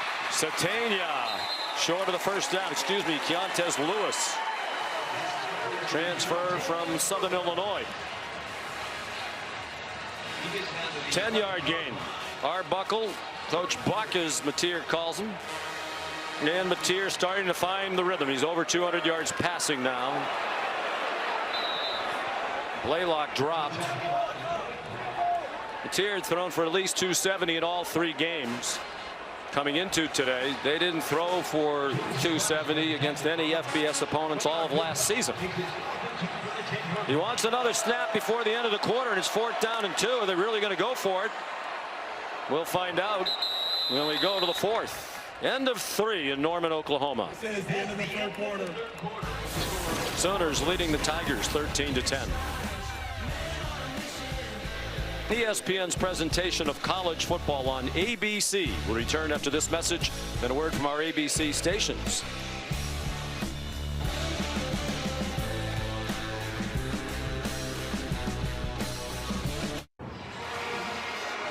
You're watching the SEC on ABC from the Palace on the Prairie, Gaylord Family Oklahoma Memorial Stadium. The defensive struggle through 3 quarters. 8 sacks for Oklahoma, 1 shy of the school record.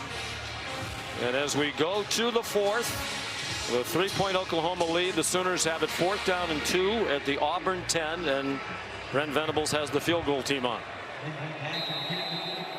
Tate Sandell has already made 2. This is a 28-yard attempt.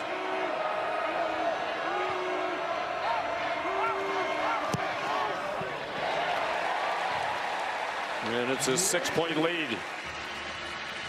Well, Brent Venables is the defensive play caller. He took that back this year. So a lot of times when the head coach is calling the plays on one side of the ball, the other, he has somebody on his staff who's particularly helpful in helping manage game situations, timeouts, and that sort of thing.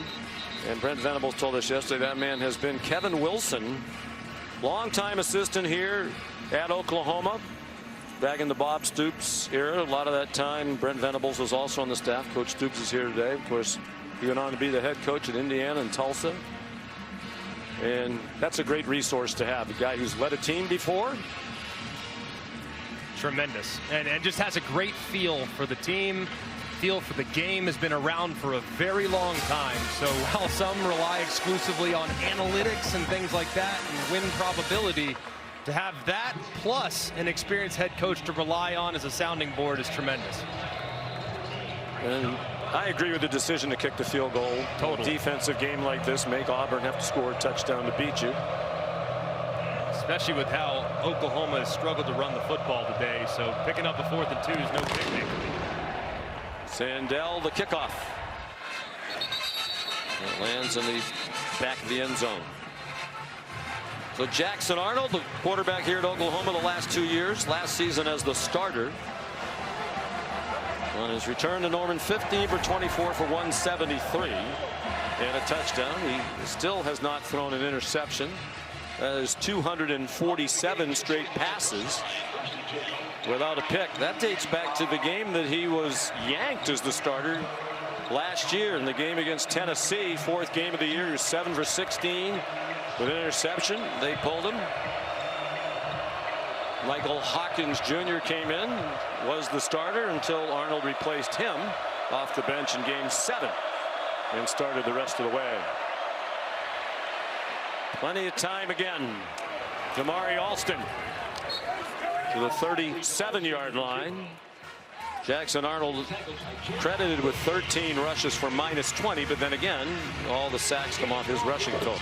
On that play, that kind of showed Jackson Arnold's maturity. They call a shot play with max protection, and the safety stays way over the top of Cam Coleman. He decides to check it down, pick up a first down on the underneath throw. Now that safety is really talking him out of throwing it anywhere deep over to the left-hand side. Alston again weaves his way across the 40 before he is stacked up by a defense led by Peyton Bowen. You have a receiver that's as good as Cam Coleman. Naturally, he's probably going to get doubled a lot. So you got to have someone on the other side that you have tremendous faith in. That's why you go to the portal and you go get a guy like Eric Singleton. If they're going to double 8, one has to be the guy that can win over the top and get behind the defense.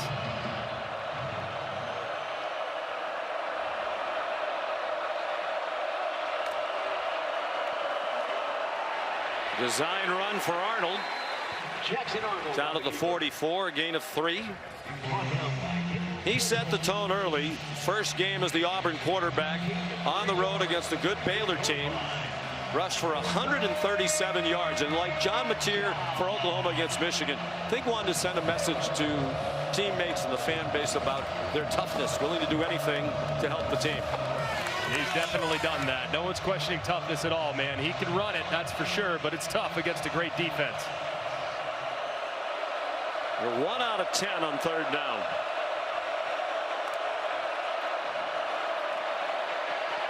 Can't complain about the time he's been given, and he's on target there to Alston.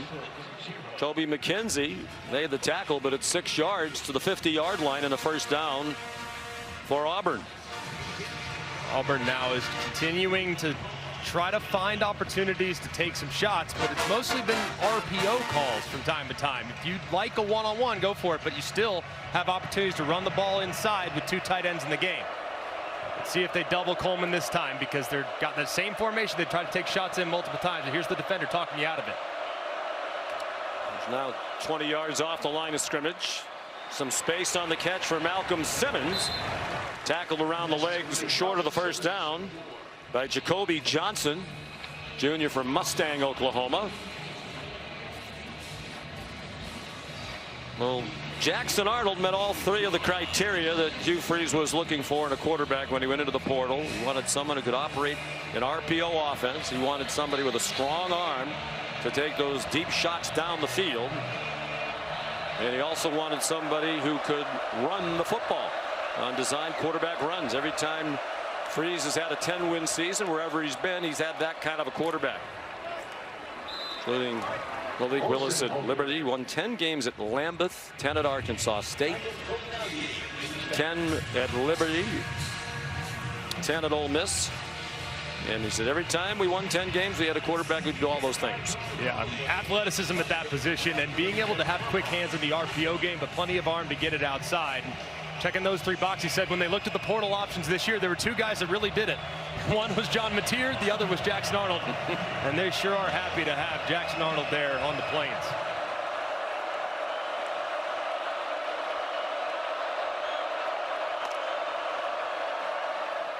He pulled it down. Looked like he had a lane to his left, but he got smothered for a loss by Dominic Williams, the senior from Torrance, California, transfer from TCU. And these twists have been giving Auburn some fits all day. This time it's a TT, that's tackle twist. And Dom's able to drop him behind the line of scrimmage. And both teams have done a really good job, don't you think, Greg, in putting pressure on the quarterback, particularly Oklahoma's defense, but also maintaining discipline in their rush lanes. They really have, because both quarterbacks are a tremendous threat to take off and run and beat you. Here it's looking like blitz. On 2nd and 14 with Alston, the running back. Throw out wide. Singleton stayed on his feet. Got back to the original line of scrimmage, but they're going to need close to 10 on 3rd down. Kendall Daniels missed the tackle, and then Sammy Omosigo was there. Omosigo's moved from will linebacker to the middle this year. What does Brent Venables do here? 3rd and 10. They go after, they've called pressure multiple times here in this situation. Do they call pressure again, or do they drop out? Because it's looking like max protect. Here's where they show their pressure. Do they bring it or do they drop out? Auburn makes their check, anticipating pressure. Looks like they might stand it this time. Need a snap. Play clock at 1. That's going to be a double pass toward the end zone and incomplete. Man, it looked like for a moment there was going to be a pass interference at the end of this. It looked like, you'll see quickly, he'll drop back, and then there's a deep ball going this direction. It's well executed. The throw hangs too long, but as the receiver is wide open, look at the close. It looked like contact was pretty close right there. There's Definitely. The contact. That's got to be pass interference, and a big one let off the hook there from Oklahoma. Gentry Williams had the coverage.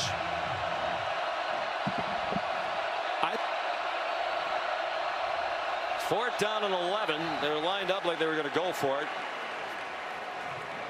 Second charge timeout. I think with this much time, punt the ball, lean on your defense to get it back as well as they've played today.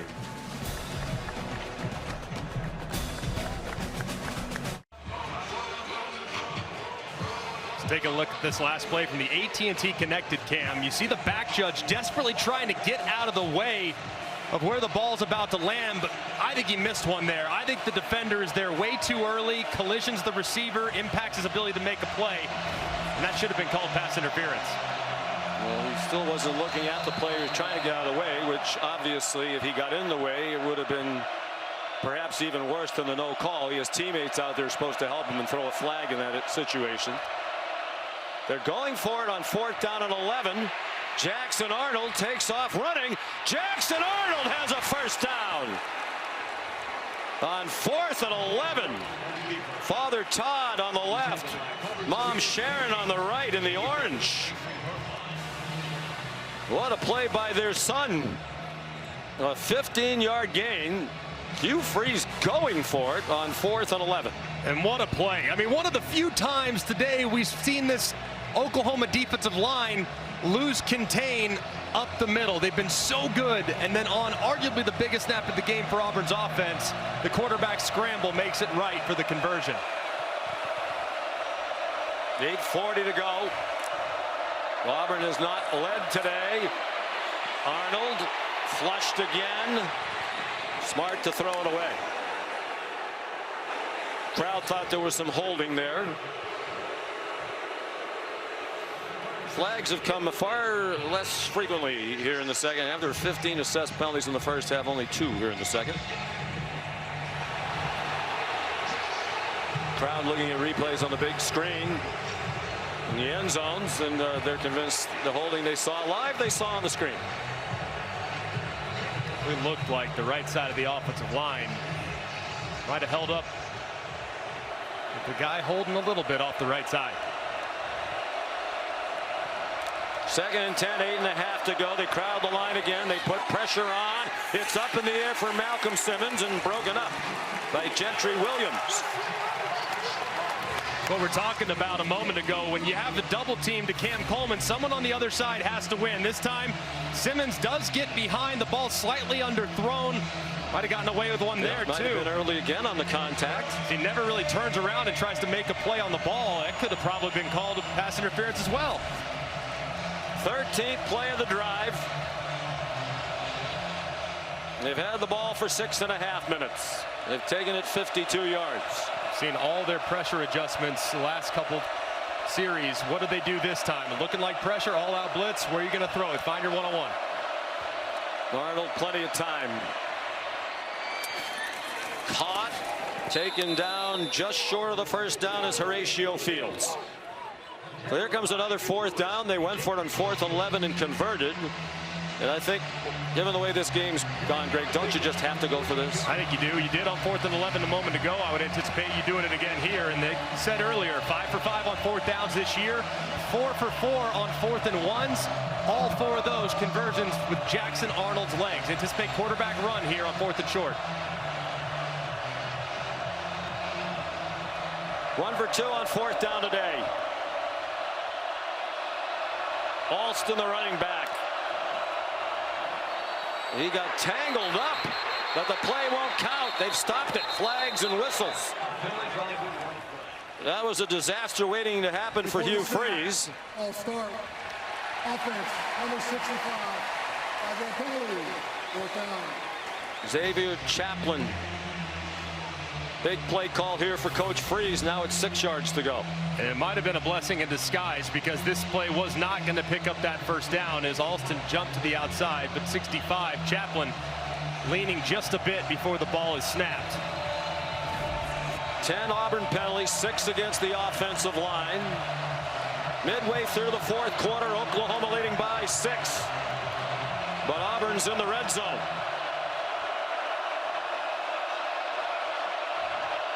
Interesting defensive front there. Under big duress. Flags are down. The pass is incomplete. Intended for Cam Coleman. It was Guillory in the coverage again. And the official on the far sideline indicating it's against Oklahoma. Pass interference. Defense number 4. And the results. Automatic. First down.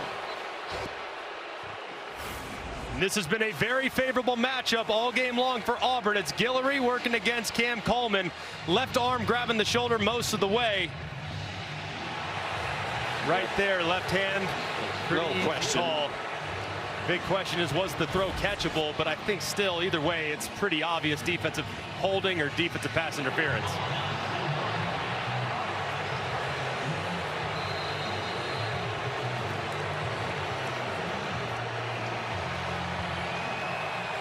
First and goal at the 4.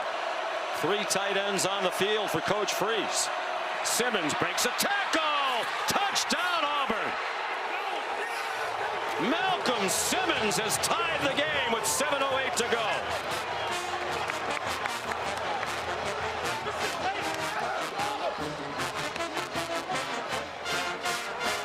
And what a drive.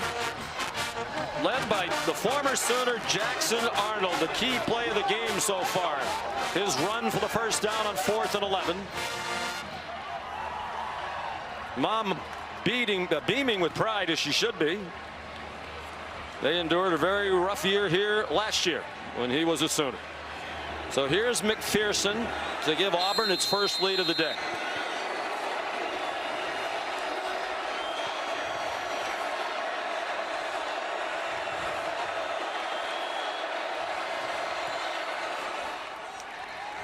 (17-16) Tigers. And a massive penalty on 4th down. Pass interference on Guillory gives Auburn new life. They go with a little jet sweep handoff to Simmons, who ties it. The extra point pending gives Auburn a big lead.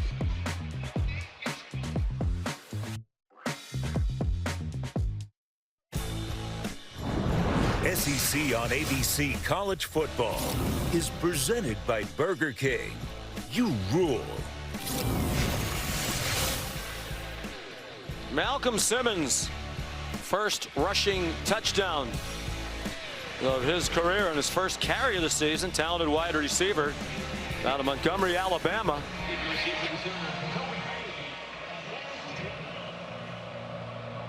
Oklahoma trails for the first time this season in the fourth quarter of its 4th game of the year. Connor Gibbs the kickoff. Jacob Jordan won't try to run it back as it lands in the back of the end zone. And this was a really good read here by Jackson Arnold. You're going to see the sweep read, but look at his eyes on the left-hand side. He sees those Oklahoma defenders stay inside. A great block by Frazier, 87 to the outside as the progressive pylon cam gives you a look at that block, and Simmons hugs it for a nice touchdown run.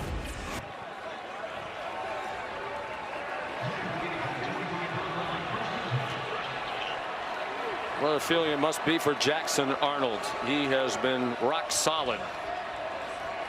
And in his return to Oklahoma to face the Sooners when we played the last 2 years. Mateer, short pass. Deion Burks just shy of the first down. Kevin? Sean, 6-time world champ CM Punk and the return of his wife AJ Lee ready to face Seth Rollins and Becky Lynch in a mixed tag team match.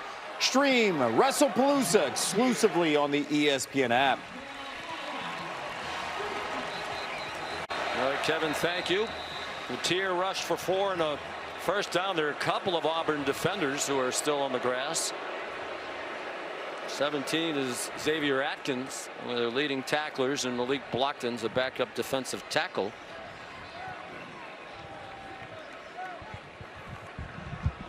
Timeout, 6:40 to go. Auburn by 1.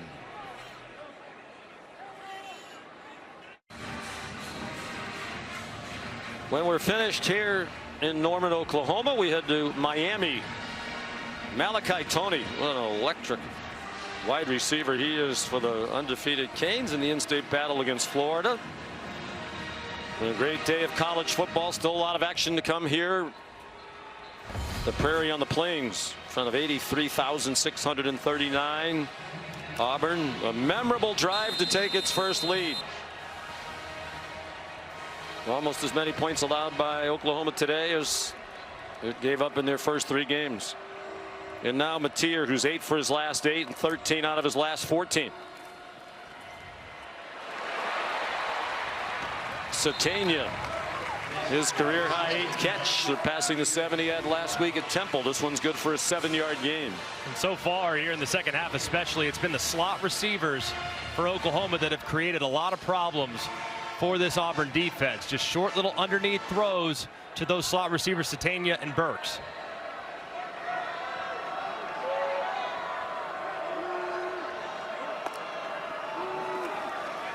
4-man rush, well blocked. Here's Kanik.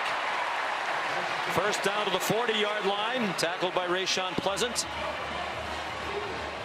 Kanik was a good linebacker in the rotation last year for Oklahoma, but he thought he could do more to help the program. He went to Brent Venables and said he'd like to be a tight end, H-back type. Venables said, okay, we'll try it, but if we have a shortage at linebacker, we might send you back. Well, he's been a great tight end, and he's not going back to linebacker.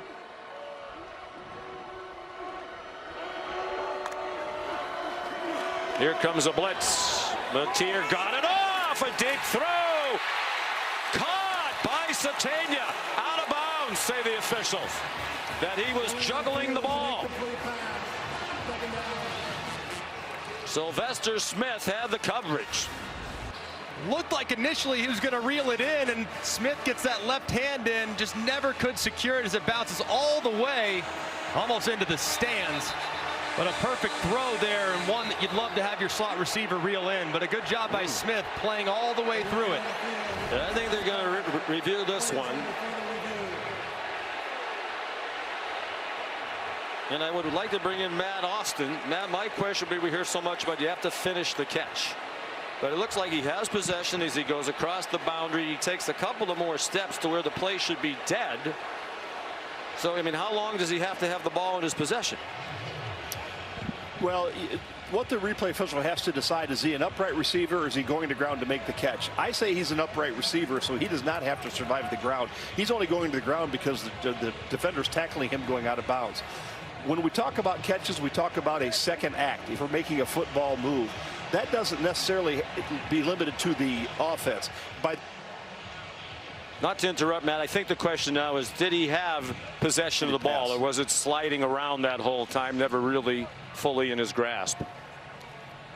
It looked to me like he had complete control of it until they got out of bounds and it was swatted away by the defense. And this is a good look at it right here. Watch the right hand. It feels secure. It's secured right there. It's secured right there. Right hand still secure all the way through, still secure at this point. And now that's when it gets dislodged. So I'm with you guys. I think this one could be overturned after looking at it again. I mean, there have been a lot of big and bizarre plays in this game, and it feels like Satania's been involved in every one of them. After further review, the receiver did complete the catch. There was contact afterwards. First down.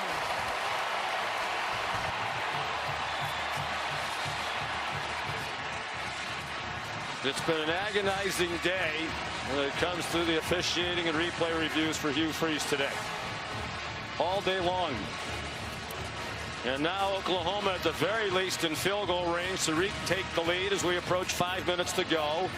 It's a 31-yard play to Satania. This point of the field, too, this is really where Oklahoma, they're very pass heavy at the top of the red zone, but as they start to get closer, this is where they start to really lean on the run game. And Auburn's been great against the run today, but can they find the necessary yards here on a pivotal drive? Career highs for Satania, 9 catches, 127 yards. And he has the Oklahoma touchdown. The blitz. Running room for Mateer. Mateer, touchdown!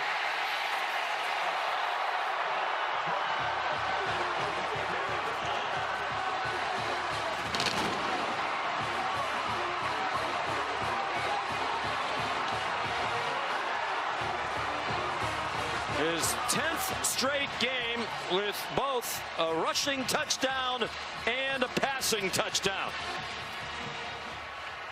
And they will go for 2 to try to make it a 7-point lead with 4:54 to go. Mateer's 5th rushing touchdown of the season.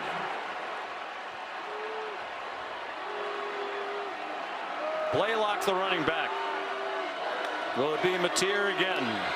No, he's going to sling it. I think he might have hit a couple of Oklahoma receivers on the way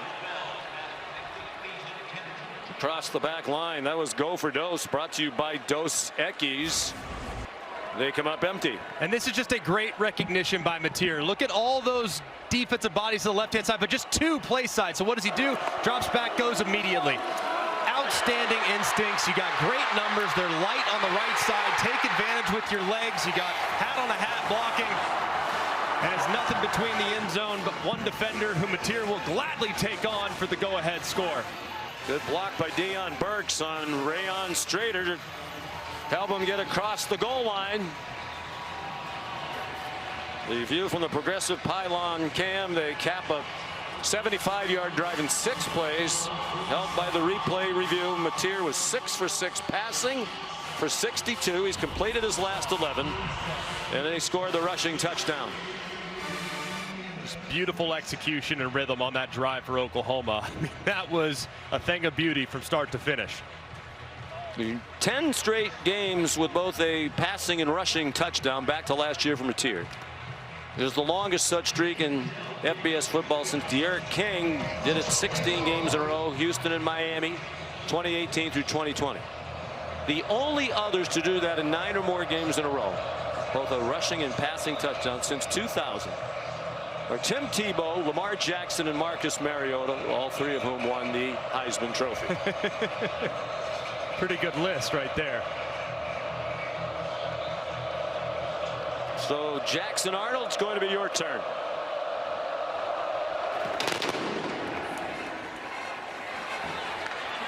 Pleasant might as well try it. He's dangerous.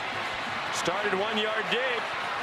There's a flag down. He made the 25, but they're likely going to bring this back. Samuel Masigo made the tackle. During the return, illegal block in the back, receiving team, number 21. Penalties half the distance to the goal. First down.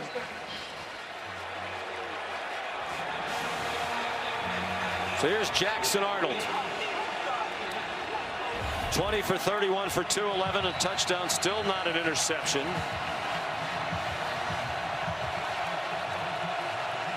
What an opportunity for this young man, too.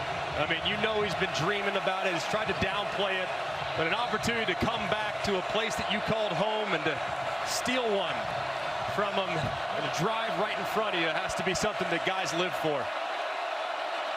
He was under the radar all week, declined all media opportunities, probably on the advice of the coaching staff and sports information folks. Jeremiah Cobb gets 2. Molly? Well, after Auburn's last touchdown, the sideline erupted, coaches and players all yelling, except for quarterback Jackson Arnold, who went straight to his iPad. All business, watching that drive back, focusing on what he missed, where he can be better, and he is laser focused. And he told his team pregame, I will play my heart out to get this win. He's not celebrating or satisfied until this one's over, Sean. Alston, the running back, on 2nd down and 7, and the clock in issue with 4:10 to go. Just one timeout for Auburn. Flag down to the line of scrimmage. Arnold scurries out of bounds near the 13. Flag from the far sideline. If it's against Oklahoma, both teams will have double-digit penalties.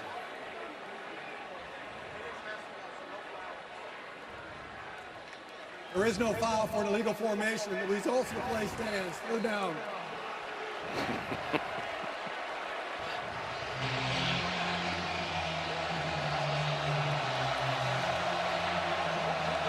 Three-yard gain for Arnold. So far, it's been a lot of pressure for Brent Venables on 3rd and mediums.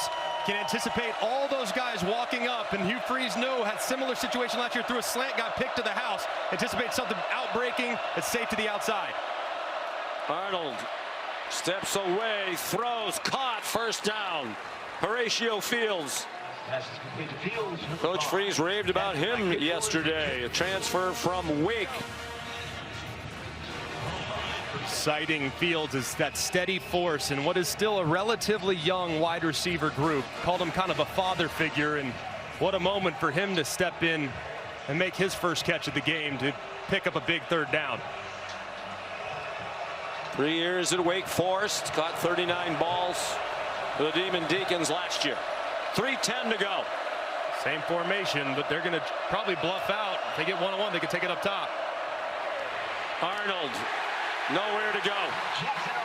David Stone there. Coach Venables raved about him yesterday, one of the most improved players in their program. 2nd and 10. You'd have to think it's 4-down territory throughout now, Greg. Under 3 minutes to go. Only 1 timeout left, and a field goal does you no good. These safeties kind of sneaking around right here. What do they do? Arnold under duress. Did well to stay on his feet. Here come more flags. He's down. Would be the 9th sack. Tying the school record for Oklahoma. Would be the 6th time they've done it.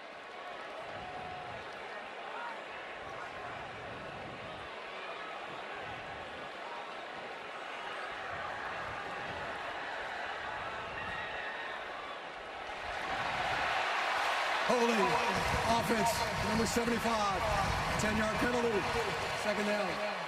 Connor Lew, the center. So it will not be a record-setting sack. Brent Venables decided to take the penalty. Additional lost yardage for Auburn, but they get the down over again. The play was a loss of 2.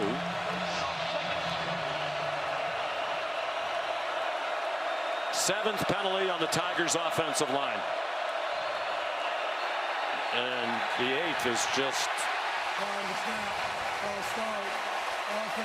I mean, you wonder if that's fatigue on part of Xavier Chapman. He just got up out of his stance when they were nowhere near snapping the ball, it seemed. Yeah, that's 3 or 4, it feels like, on him by himself, saying to his quarterback, I can't hear you. And it's not going to get much easier as they back closer to what is a very loud section of the stadium. 6 false start penalties on the O-line, 2 holding calls. It's a loud building with a sellout crowd of more than 83,000. And they didn't get it off before the 2-minute timeout. There were whistles sounding. Arnold got rid of it in the end zone, but I don't think that's going to count. Prior to the snap, this is the 2-minute timeout.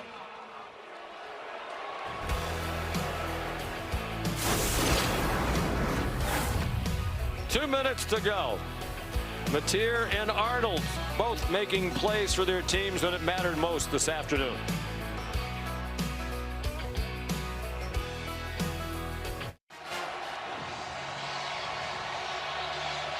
When we're finished here, we go to Miami. DJ Lagway off a very rough outing at LSU last Saturday night, 5 interceptions. Trying to turn that around for the Gators against the undefeated Hurricanes. 2nd and 25. Goal here for Jackson Arnold. You still got 3 downs to get it, so try to get half of it back right now to set up 3rd and 12 or better. They need 92 yards in 2 minutes with 1 timeout. He did well to get out of the end zone. He got barely across the line of scrimmage. Run down again by David Stone.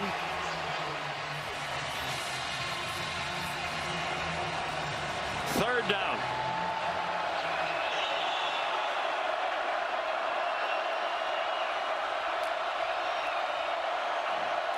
Arnold.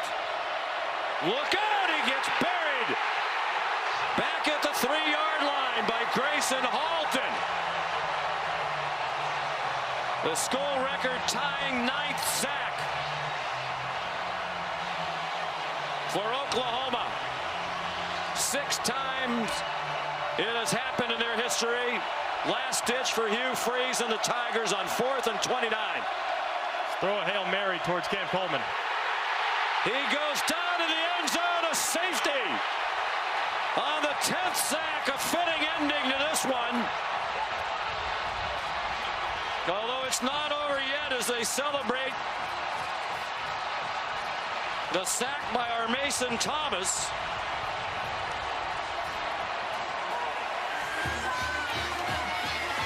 I don't think that's the worst thing really that could have happened to Auburn, because if they stop the 4th down, Oklahoma without the score, they just take a knee and the game's over. Now there's at least the possibility, albeit very slim, for Arnold and the Tigers. Correct. I mean, it's not the worst thing ever, but still the right side of the offensive line, and R. Mason Thomas just missing the first half, certainly making his presence felt. For all intents and purposes, putting it on ice for Brent Venables. Back doing what he does so well, calling the defenses. Brent Venables, that's where he made his name. Here under Bob Stoops, at Clemson under Dabo Swinney. 10 sacks, the single game record all by themselves. And barring something really unusual, Greg, they're going to go to 4-0 Oklahoma without a takeaway on defense. They have not taken the ball away yet, and Coach Venables was bemoaning that after the big win against Temple, but that doesn't matter when you keep winning and keep the other team out of the end zone. So it's a free kick from the 20. They're lining up like it's going to be some attempt to pooch it perhaps and then recover it. That'll be Hudson Cock, the punter.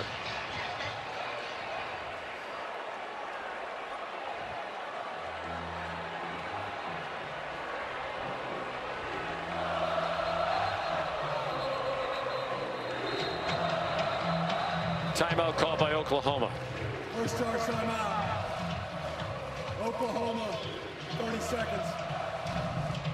Been an agonizing day in so many ways for Hugh Freeze. So many things that will be replayed in the review of this game, including with the SEC officiating folks. So the top 2 teams in the country, as we look at the college football rankings, brought to you by Goodyear, idle this week, as is number 5 Georgia. You would expect LSU to cruise. They'll be at Ole Miss next week. Our afternoon offering on ABC. Big one tonight in the Big Ten. Illinois at Indiana. Indiana haven't really played anybody just yet, and they'll get a top 10 Illinois team coming to town. But I have a feeling Indiana's got a couple things up their sleeve for that game. Will Brent Venables' team be in the top 10 next week? We'll see what happens ahead of them. They got a very strong argument. Part of that depends too on what happens with Michigan against Nebraska. If they get a win, that only strengthens their resume. Here comes the free kick again. Timeout came just before they tried it the first time. Has to go 10 yards. And the officials waving their arms. It is Oklahoma's ball. Didn't go 10. So that should do it. Brent Venables, some thought was on the hot seat at the end of last year. Gave $1 million in compensation back. He's a very well-liked guy. He's a good guy. He was here for a long time as an assistant. I mean, the locals are behind him and cheering for him, but at a certain point you need to win. And this is going to be a huge win for him and for this program. And what a statement too. I mean, offense didn't have by any stretch their best day. To win a game in the SEC with just 300 yards of total offense, -1 in the turnover margin, countless moments in which the ball could have bounced in either direction. You take this one and run. Hugh Freeze has to be disappointed with all the opportunities that seemingly got away from the Tigers. All John Mateer needs to do is take a knee. Neither quarterback was a huge running threat today. Jackson Arnold had the big run on 4th and 11. But both defenses kept the running aspects of these opposing quarterbacks in check. But Mateer 271 passing. That's 270 or more for the 4th straight game. And he's going to finish 11 for his last 11.